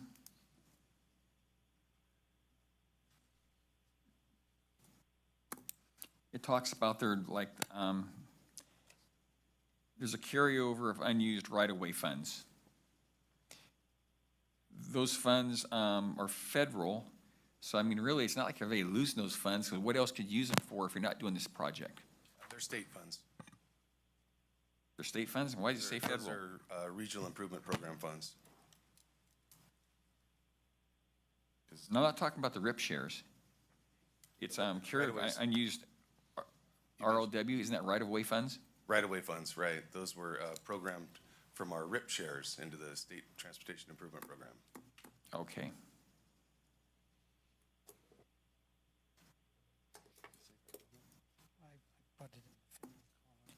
And that, so there's no way to bring those back? Could we request it? Those are that's a difficult pot of money because it was programmed on the right-of-way phase. They need to be spent within a particular time frame. You have the opportunity to move funds from one phase to the next. We did it with the environmental phase, with the design phase, and we did it with the right-of-way phase. But if you don't spend the money on the subsequent phase, in this case, if we don't continue through to construction, those funds would go back to the state pool. So there's no other project we'd transfer them to if this didn't happen? Not that chunk. Not that chunk. There's a variety of funding sources and funding amounts that we have in the program that could revert, but that's one that probably would not because it has to be spent in a subsequent phase. What about other? Hold on, Frank, I'm still going here. You said probably not, so really we don't know an answer then. No, well, if the project did not proceed to construction, the funds would lapse due to time. So if we stop today, there's no way you can allocate them to another project? That's correct. Okay. Some of Some of the funds. That's just a portion of the funds that are, yes, sir.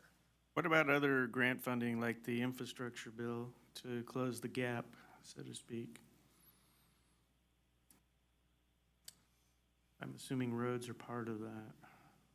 Right. There's an allocation from the infrastructure bill that has been block granted to California. And then California State Transportation Authority Agency has determined how those funds are allocated to various programs. Yes, those are available for competitive requests. Can we put a last minute request in? Yes, I'm sure we could. I mean, ours is, as shovel ready as they get, right? That's true. That is very true. Well, Mr. Chairman, Yes, sir. I'll be next then. it would seem to me that we've got a project that we can't afford. So now we're deciding that we're gonna go down to maybe a smaller project that we can barely afford if everything just aligns right and the pipes are where they're supposed to be. From a business standpoint, this makes no sense. You just have to admit this was a bad project. We just can't do it. And we've got other uses for that money. Now, if it goes back around and they come up with, hypothetically, just they put the stoplight in at Volcano Pioneer Road and they work on the access egress and forget about the sidewalks. And I have the largest landowner in the city of Pine Grove told me those sidewalks are the stupidest idea she ever heard of. She told me the same thing. So why we're trying to melt this, we're trying to shove 10 pounds of mud into a 2-pound coffee can. It's crazy. And I'd like to say this also, basically tying what Pat was saying. It's not your fault. This thing came in over budget substantially. And that's not looking at the, if we delve into that morass of infrastructure that's underground up there. So it's over budget. If we stop where we're at now, are my numbers right? We have $6 million that could go towards local roads? City and county? Approximately. It looks like $5,953,000. $5,953,000. Thank you, Mr. Chair. You do have $1 million in the Regional Traffic Improvement Impact Fee Program that would go back to that program automatically, that it's administered by an oversight committee under ACTC. The $4.8 million in RIP shares is the big ticket item. That's state funds through the state sales tax, gas tax.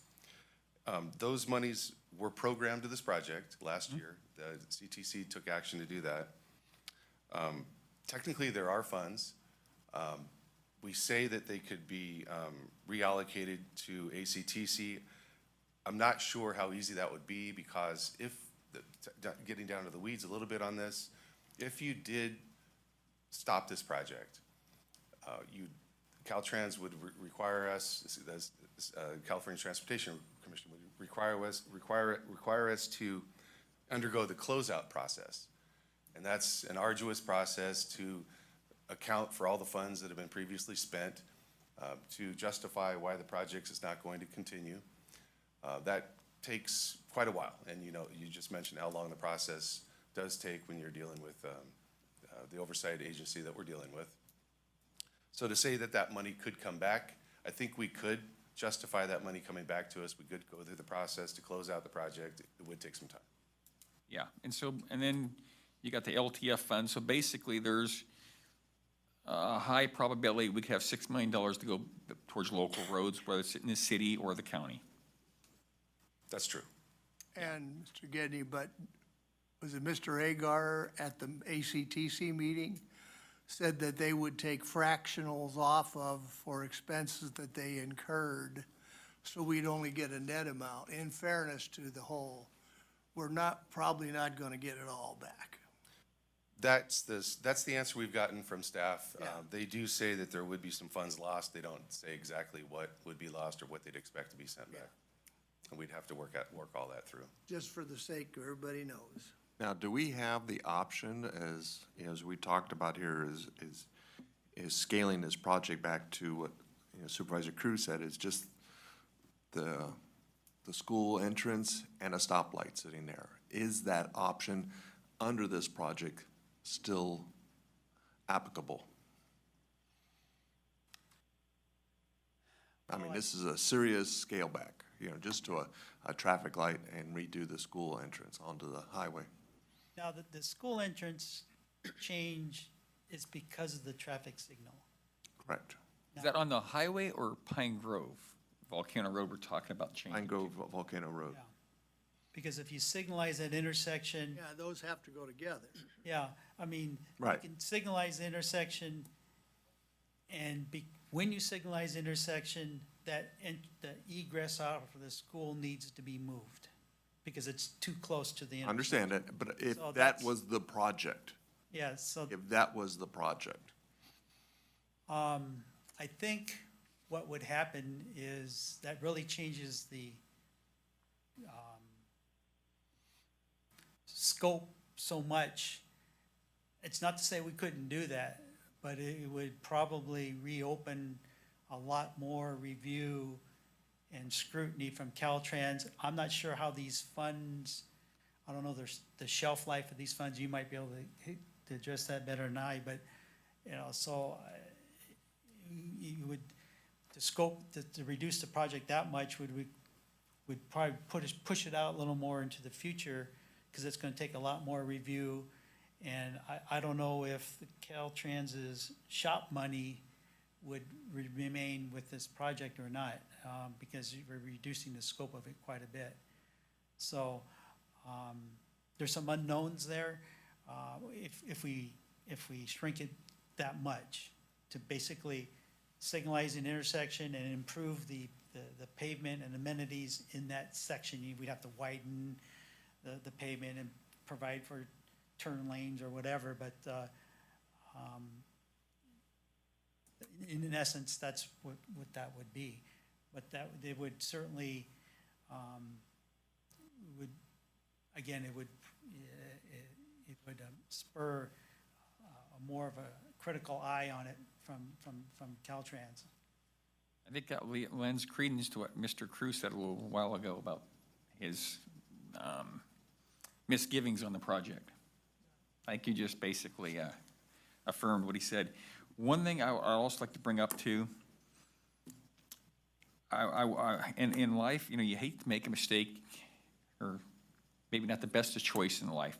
We all do at times. You always want to do the best choice you can possibly. Sometimes in life, things change.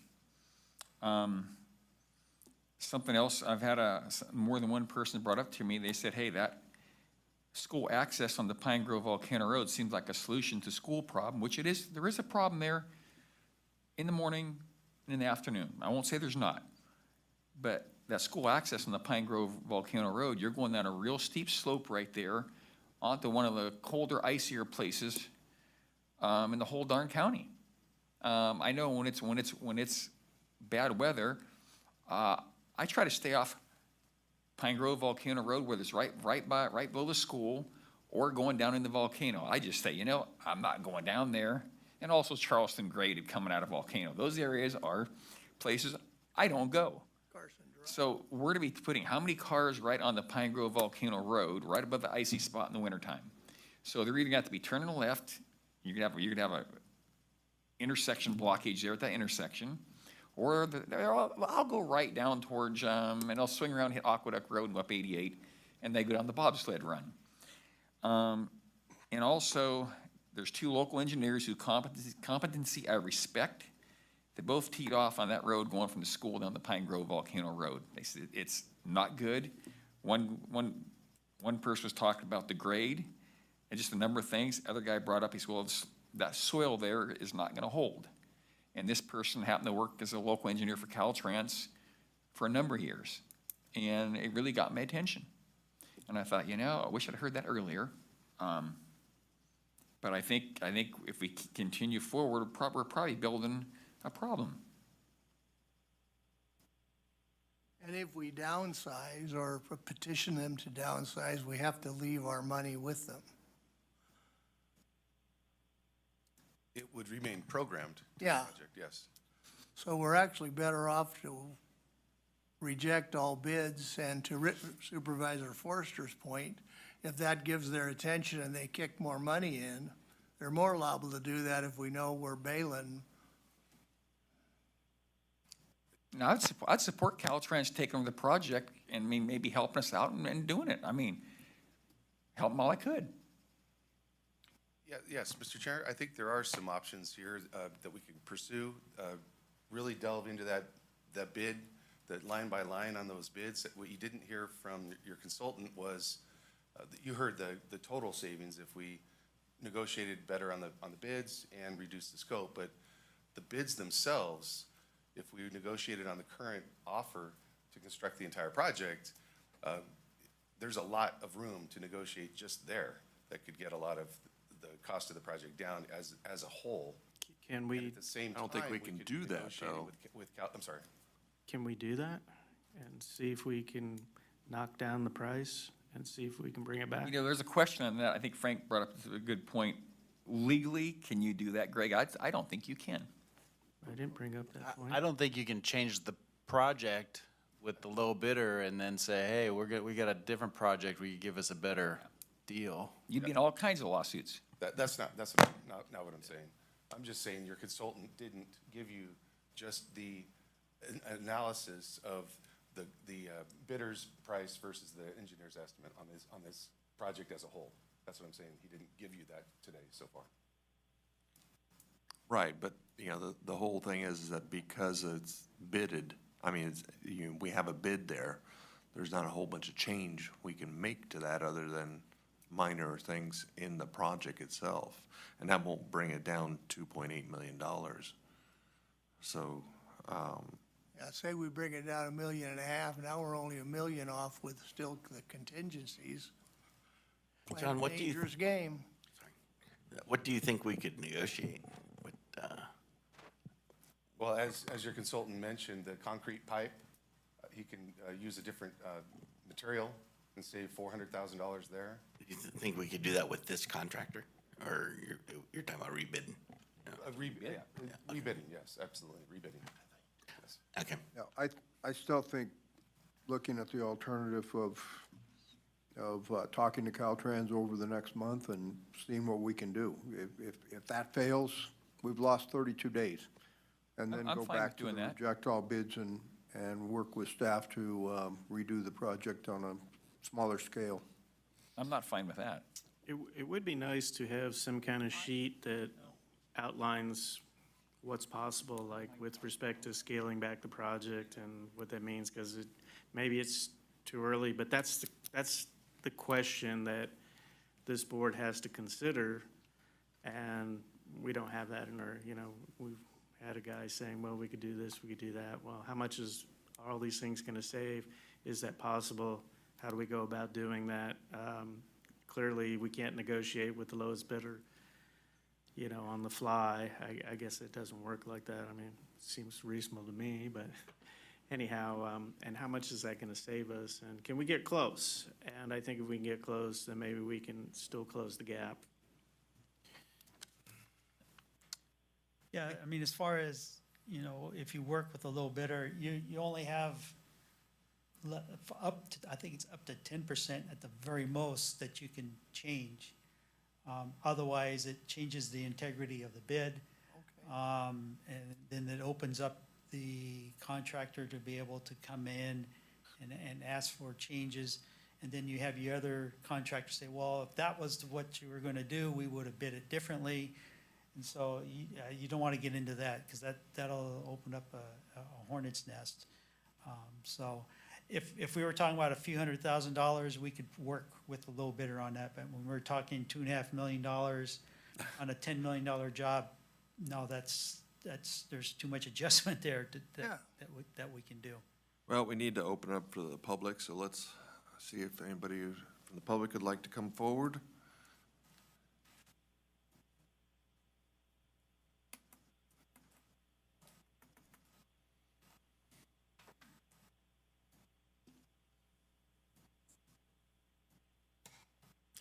Good morning, Supervisors. Morning. Morning.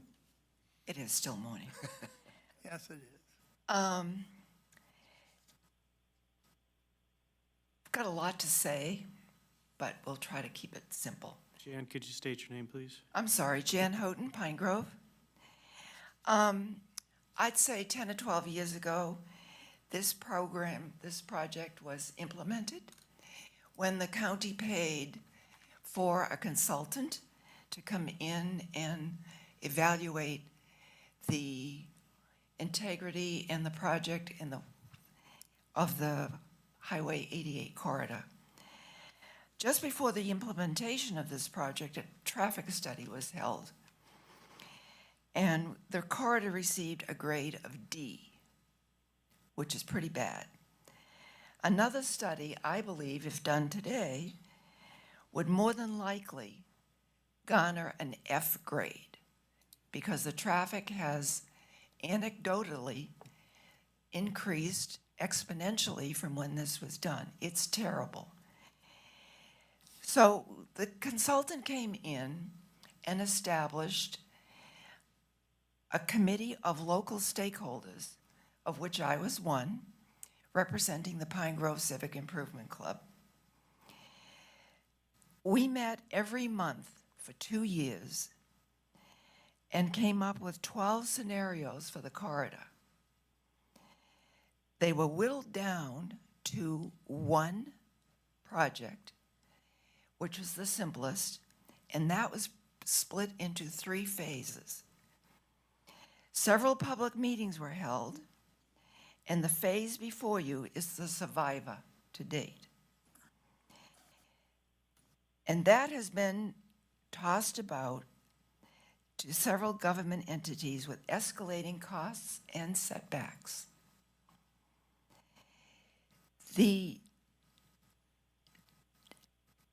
When I hear what you've been saying today and setting back even more and more, there were millions of dollars already spent for this consultant and everything that transpired between then and now.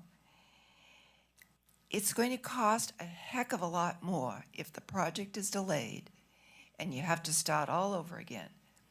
There's an old adage that says, pay now or pay later. And if you do delay this project, and it could be up to another 10 years, I guarantee it will be a significant increase in the cost, and I would dare say probably double, considering the inflation and the way prices are going up. So, Linda, thank you. Thank you. Okay, I'm Linda Berman. I'm a Pine Grove resident for 25 years, and I've seen the conditions on the highway get a lot worse. I'm here to address your concerns. I've heard you say, why should we spend money on a state highway when we have a lot of local county roads to maintain? And I'm here to tell you that Highway 88 is not just a state highway. You have 13,000 residents in the upcountry. That's 1/3 of the county population, 1/3 of the county population. And how do you think they get down to shopping, to the banks, the supermarkets, the schools? The junior high is down country, the high schools are down country. These residents have to use this highway on a regular basis to get out, not just for shopping and commerce, but in the case of a major fire, it would be a big safety concern, the evacuation. It's a major evacuation route. And I saw what happened during the evacuation of Pine Acres during the Butte fire. 88 was a mess. It was a parking lot.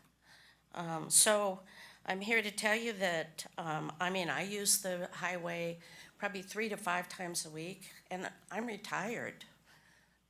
Imagine the person that has kids in school or who has to work down country, what they have to put up going through there. So in addition, in the general plan, Pine Grove is considered a town center.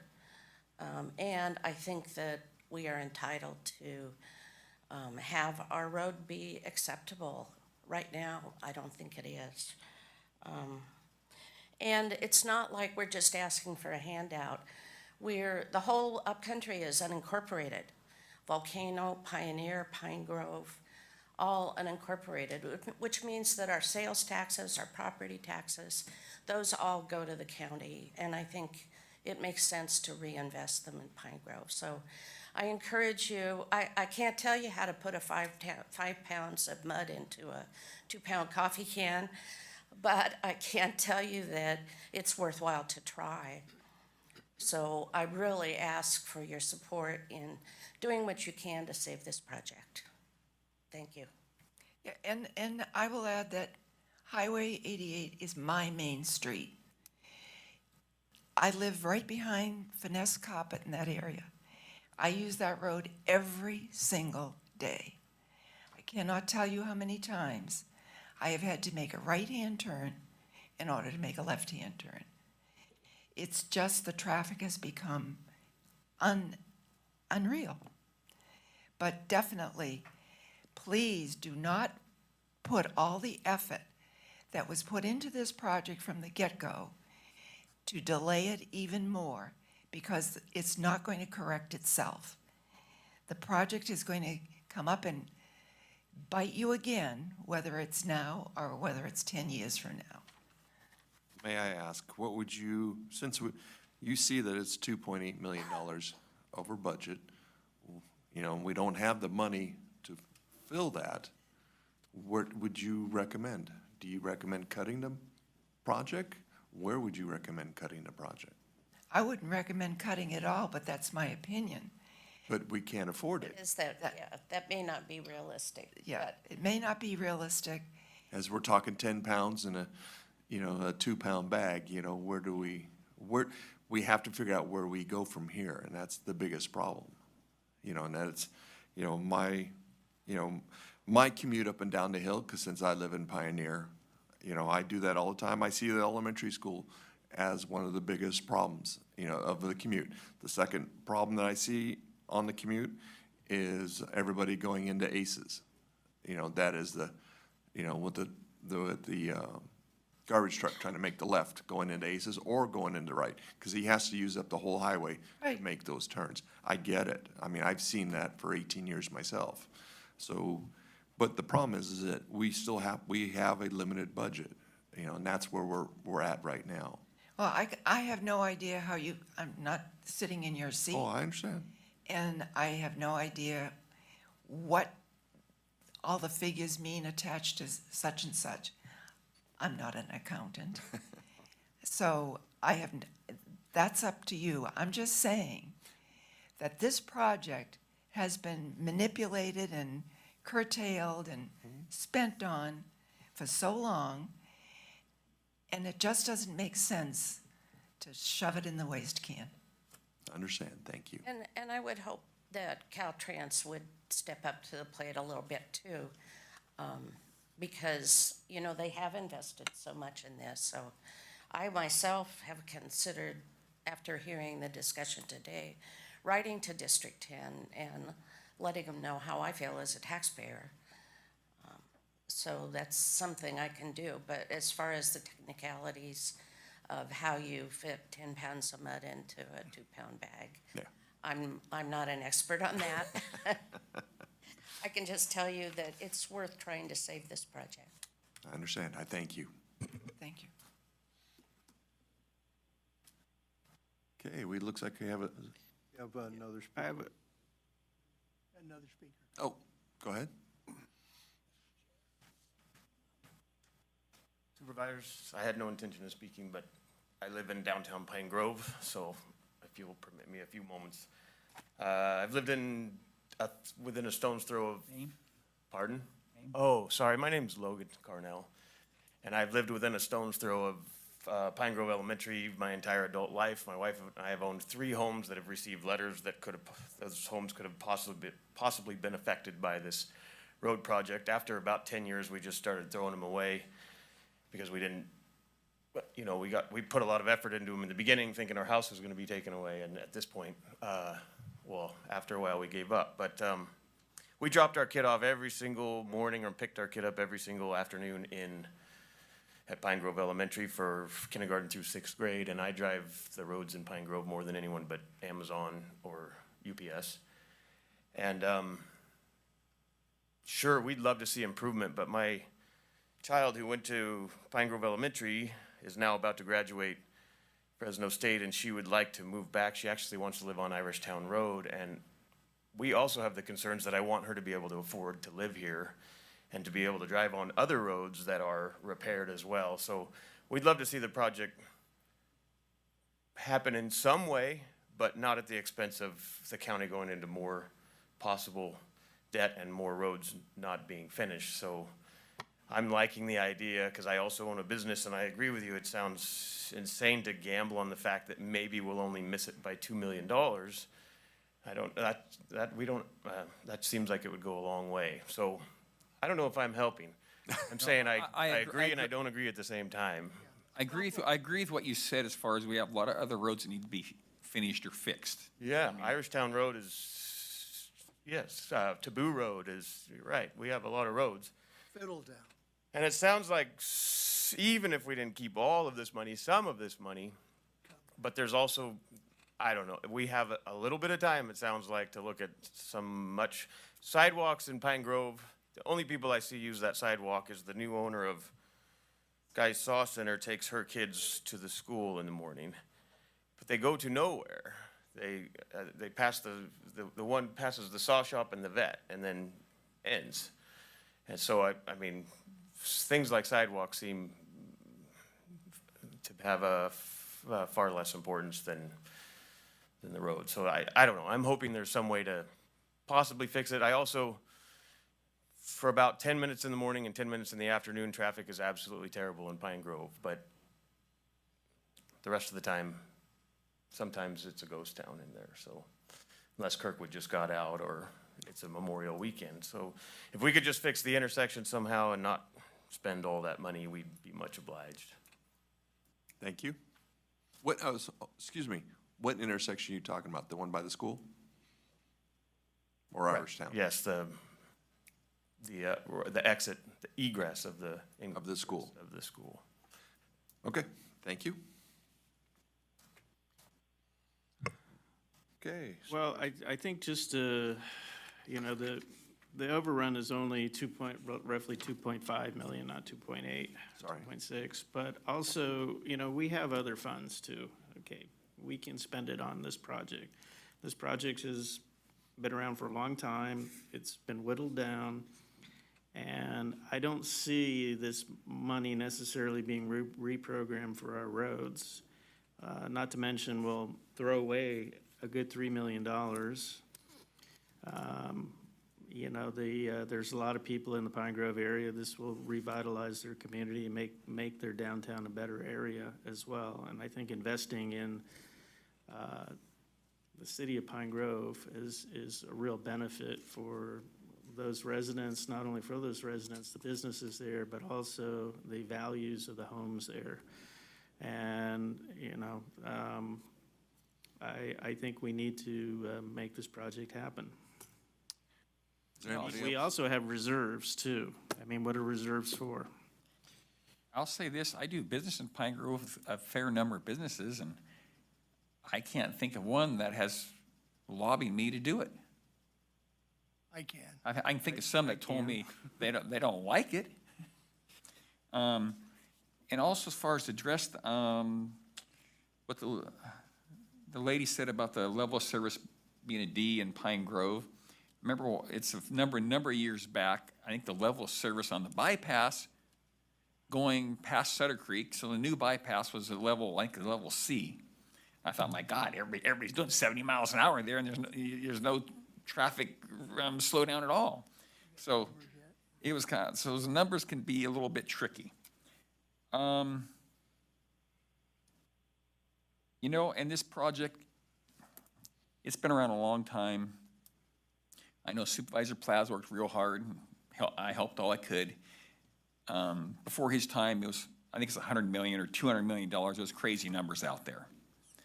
And then it got down to where it was about roughly going to be about $40 million. And that was reduced further, and people said how horrible we were. So that's, you look at, and what happened was somewhere along the way, I think some people didn't realize this was money the county could control. That was kind of what people didn't know, because you wouldn't go to some of the meetings that said Caltrans, and it appeared to be a Caltrans project. I remember the first meeting I went to, I was real new. And I looked at that and I thought, wow, God, Caltrans sure spending a lot of money here. I thought, the actual value of what they're getting really isn't that much, but I thought, why should I fight with Caltrans if they want to break the bank in Pine Grove? Later on, I think it was Supervisor Plaz and ACTC, and one day he said, hey, Brian, he said, that's actually money that can be controlled by the county. And remember what I said, I won't say it over at the meetings, it might be a little bit impolite, but it was like, you gotta be me. I was astounded. But John was on ACTC, got to realize that. And I'm like, why in the hell are we doing that? It's a state highway. And John's like, yeah, I know. And that was when it got reduced down further. For a while, I thought, hey, it's probably okay. It's going to solve the problem there at the school, which I think it is a problem, that intersection.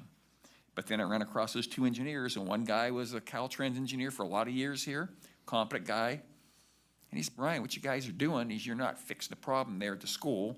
You're just transferring it on the Pine Grove Volcano Road with that bank that's unstable soil that's going to collapse. So look at those things. I think I support Richard's thing. Let's step back and see if Caltrans will step up the plate and help us. Maybe we'll still go through with it. I think I'd rather just say, you know, we have roads that are in bad shape. Not just an inconvenience getting through Pine Grove or whatever on a very good road.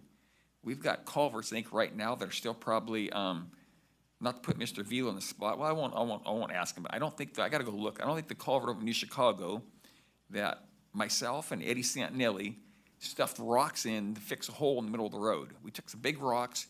The hole wasn't straight down. The culvert was washed out. The hole went in an angle. So we stuffed rocks in it. And then the road crew showed up and they had some cold patch. We put the cold patch over the top of the hole. I think that culvert is still like that right now, and we're going into winter. We've got other culverts, and I'm not blaming Richard. I think Richard's doing pretty good. We don't have enough money for our local county roads. They're really bad.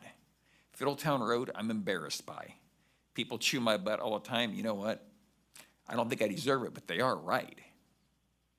And so I'm looking at the money we're going to be spending on a state highway. When we got roads that are getting where they're still passable, but I don't know if I'd call them a road. They're kind of like a trail. Fiddletown Road's there. We're probably going to spend some money there next year, and that I think that is coming, which is good. But like Logan Carnell said, Irishtown Road, you know, Clinton Road. There's other roads. I mean, we got a lot of need for a lot of money in the roads, and we don't have it. And now this is coming in it's come in a lot higher than what we can afford. And I'm having a couple engineers who I think are very competent engineers saying, you know, your fix, it's not going to fix it. It's going to make it just transferring the problem from Highway 88 down on the Pine Grove Volcano Road. So that's why I have some problems with this going forward. I'd like to stop right now. Okay, we have a couple You could have said all Zoomers. that in 5 words. I am against this project. I'm against this project. There you go. We got it. Zoomers? Go ahead, Zoe. Go ahead, Catherine, when you're ready. Hi, thank you. Can you hear me, gentlemen? Yes. Yes. Okay, thank you. This is Catherine Evatt. I live on Shake Ridge Road. I want to say, as a resident of Shake Ridge Road, I use Highway 88 through Pine Grove probably as often as I use Shake Ridge west of my house in order to go to shopping, to go to the doctor, to run errands. So it is as important to me as Shake Ridge Road as a local road. And I think that's probably true of everyone who lives in my area and east of me on Shake Ridge Road, which is a substantial section of the road. So spending money on that project is a benefit to us, even though it's obviously clear that the local roads need a lot of work. I also want to support what the ladies from Pine Grove said. There was a huge community effort put into working through this project, and a lot of time and a lot of money. And, you know, it's obvious that you have a gap to fill. I can't answer how you're going to fill that.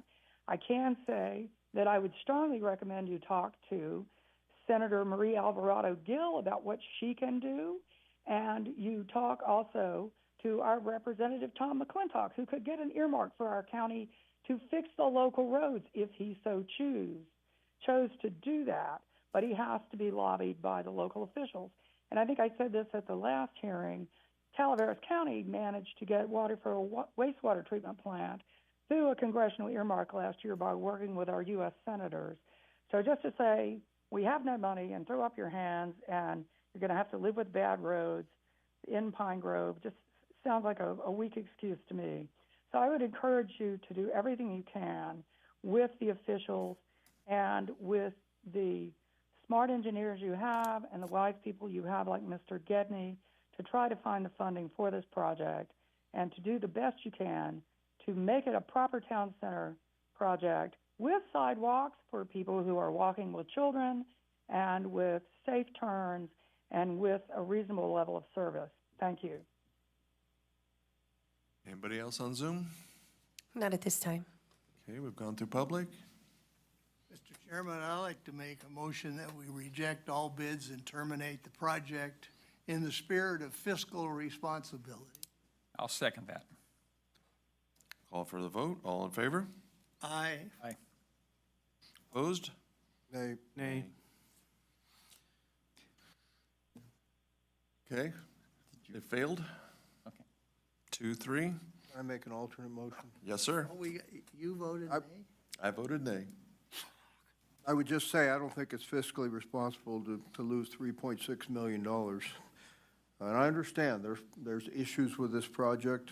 A lot of people think sidewalks are good, are beneficial to it. A lot of people don't. But I would make an alternate motion to work with Caltrans over the next month to try and find some alternate funding sources. And if that fails, schedule a special meeting of the board to address this item before the 1/21/24 date. And at that point, possibly reject all bids and direct staff to scale the project back. So that your whole motion is to see if we can find the money, and then if second, to reject all bids and then scale back the project. Under, Look at that point, yeah. We're going to leave the money with Caltrans. What do you mean leave the You're not money? gonna with reject the Caltrans? bids. You're going to reject the bids, but you're going to let them scale back the project.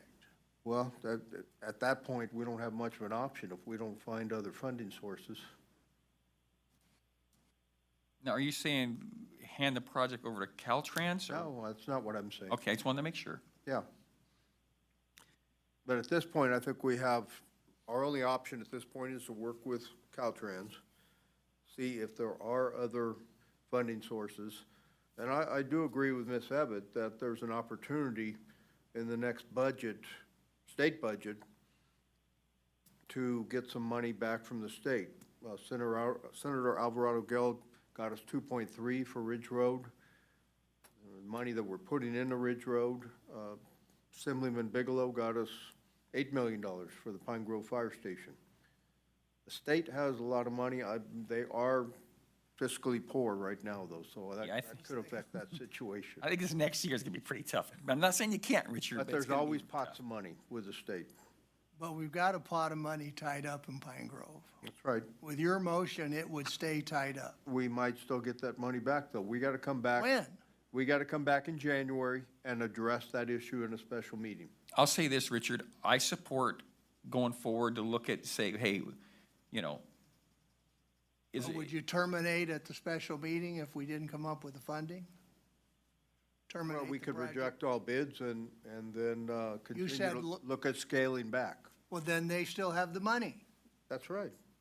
So we can't fix the local roads and we're doing nothing in Pine Grove. Well, that's don't a think that I money's think gonna that's a come back. fallacy, saying that all this money's gonna go into fixing our local roads. I said For the county, fractionally. I don't think we're gonna get a big pot of money. A lot of it's gonna go to the cities. that's okay. Well, it's better than leaving it with the state, I understand that. and that is fiscally I responsible. don't think after working on this Supervisor project for over 10 years, that it's asking too much to go another month and then come back in a special meeting and reassess it at that point. But then you're gonna go another couple years because you're gonna reassess it. We make the decision in January. Can you say terminate I if we can't come didn't up say with the that in my funding? motion. I know you didn't. You said that in the failed motion. I know that, which is still a shocker. So that is my motion, Mr. Chair. I'll second.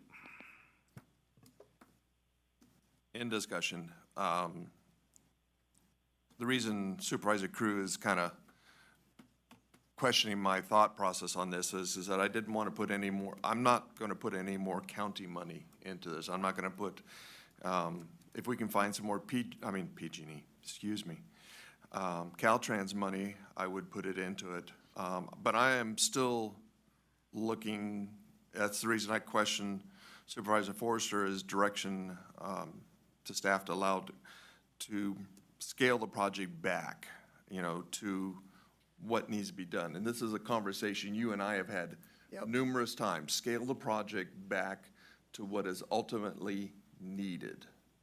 And that's where I'm still going with this, and that's where I mentioned that early on. I understand. And that, but that's But I'm where, not gonna leave our money with them while we're thinking about it. that's Well, I just. guess I am, because I lost. So, we have a motion and a second, and so, we're gonna be making a special meeting in, That's up to that'll be up to the new chair. chair to decide that, but, you know, on saying we're gonna get a pot full of money back, I expect that 5.9 to go down to probably closer to 4 by the time they come back and say, this is what you owe us for all the work we've done. Greg, curiosity question here is that if we don't have a meeting in January, does it automatically reject the bid by the 21st? Well, at the time, if you don't accept the bid by the date that the bid expires, then it expires. You can't Okay. accept the bid. Okay, so it just, you know, that's kind of what would automatically kill the project? You could ask the contractor if they would honor it beyond that date. but- Stand or anything else? Okay. Well, can I call for the vote? All in favor? Aye. Aye. Aye. Opposed? No. Hell no. Okay, 3-2. So we're gonna take a 5-minute break and then come back to our 10:30 session. And so we'll see you then.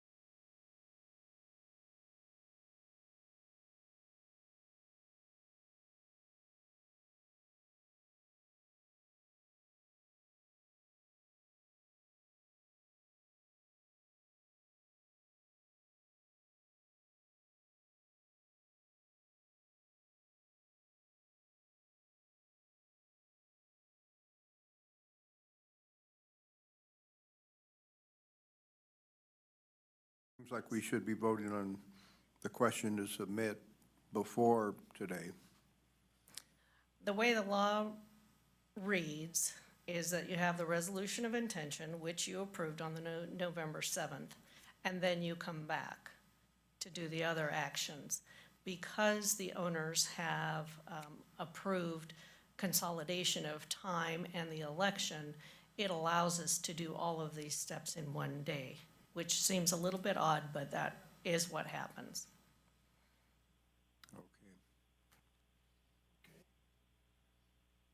Supervisor Neto, anything? No. Supervisor Crew? Move to close the public hearing.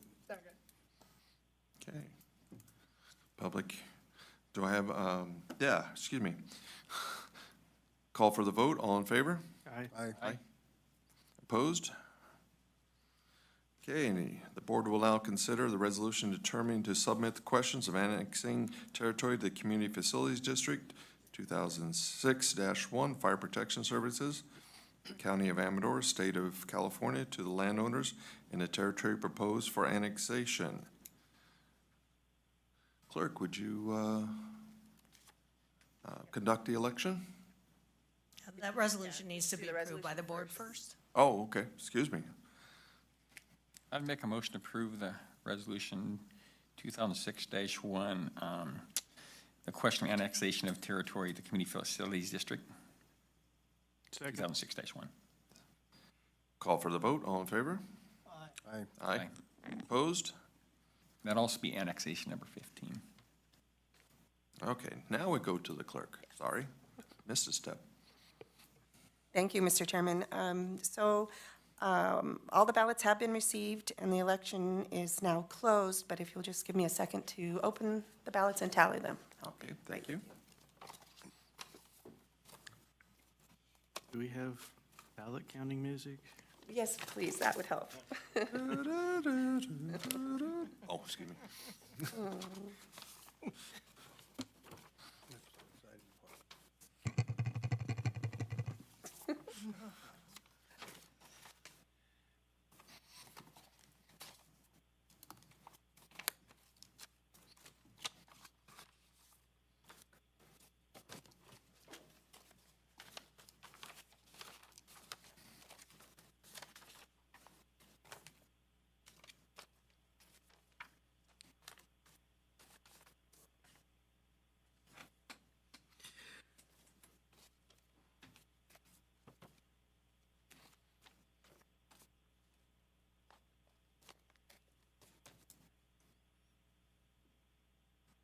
Okay, so a total of 6 ballots were received that are relative to the 10 parcels that you have in your packet.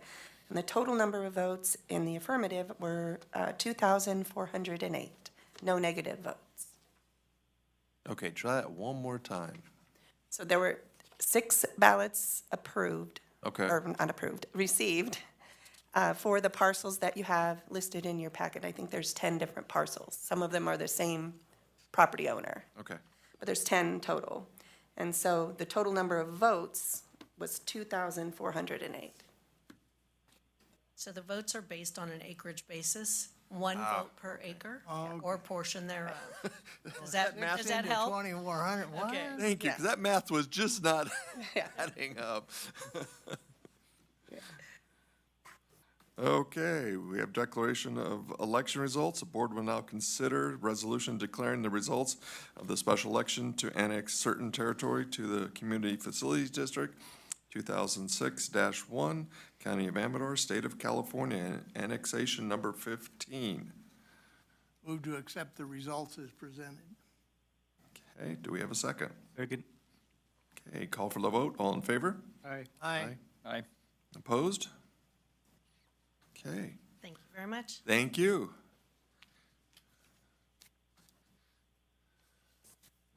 We go on to 4B, General Service Administration Capital Facility Annual Disclosure Review with Annual CCI Adjustment. Good morning, Mr. Chairman and Supervisors. Morning. I have presented you with the annual disclosure review for capital facilities funds for your review. It indicates how much we collected during the 22-23 fiscal year And then a suggestion to increase the amount that we're collecting by 2.5%, which aligns with the construction cost index, sorry. Everything is there for you. If you have any questions for me, or? Any questions? No. I think we've seen a little bit of inflation, so. Indeed. It's not as bad this year. Okay, our public has left us here. Oh, we got one public. I'm sorry. Again, blocked by the view. Anybody on Zoom? Not at this time. I do have Back to the board. Karen, on page 3 of 5, it talks about the expenditure of the funds, and it says on the County Administration Center and the Sheriff Detention Facility, no fees collected during 22-23 were expended or transferred to the county. So those funds, So occasionally. absolutely none of them have been spent? Not for this particular year. Occasionally, we would move money from those accounts into capital improvement expenditures and whatnot. In this case, we just didn't do that during this fiscal year. So I would expect that might change in the next year? Oh, it will yeah. definitely change. It'll be Yes. cleaned out, Richard. Yeah. Okay, thank you. You're welcome. Okay, do we have a motion? So move. To close public hearing? Oh, excuse me, yes, you're right, we have to close public. We have to open the public hearing first. I don't know if you did that. Okay, we open public hearing. Okay, make a motion to close public hearing. Okay, there we go. Do we have a second in closing public hearing? Second. Okay. Now do we have a motion on this item? So move. Oh, we didn't vote. Yeah, we didn't vote. Oh, Oh, you know what? boy, I'm just losing it today. I apologize to everyone. It's getting too close to Christmas. Okay, call for the vote. All in favor? Aye. I was gonna ask you what we're voting on, but I didn't wanna stump you. Okay. Now do we have a motion? Move to accept approve the resolution to accept the 22-23 annual disclosure and review, increasing the CFF by the 2.5% CCI effective July 1, 2024. Okay. Second. Call for the vote again. All in favor? Aye. Opposed?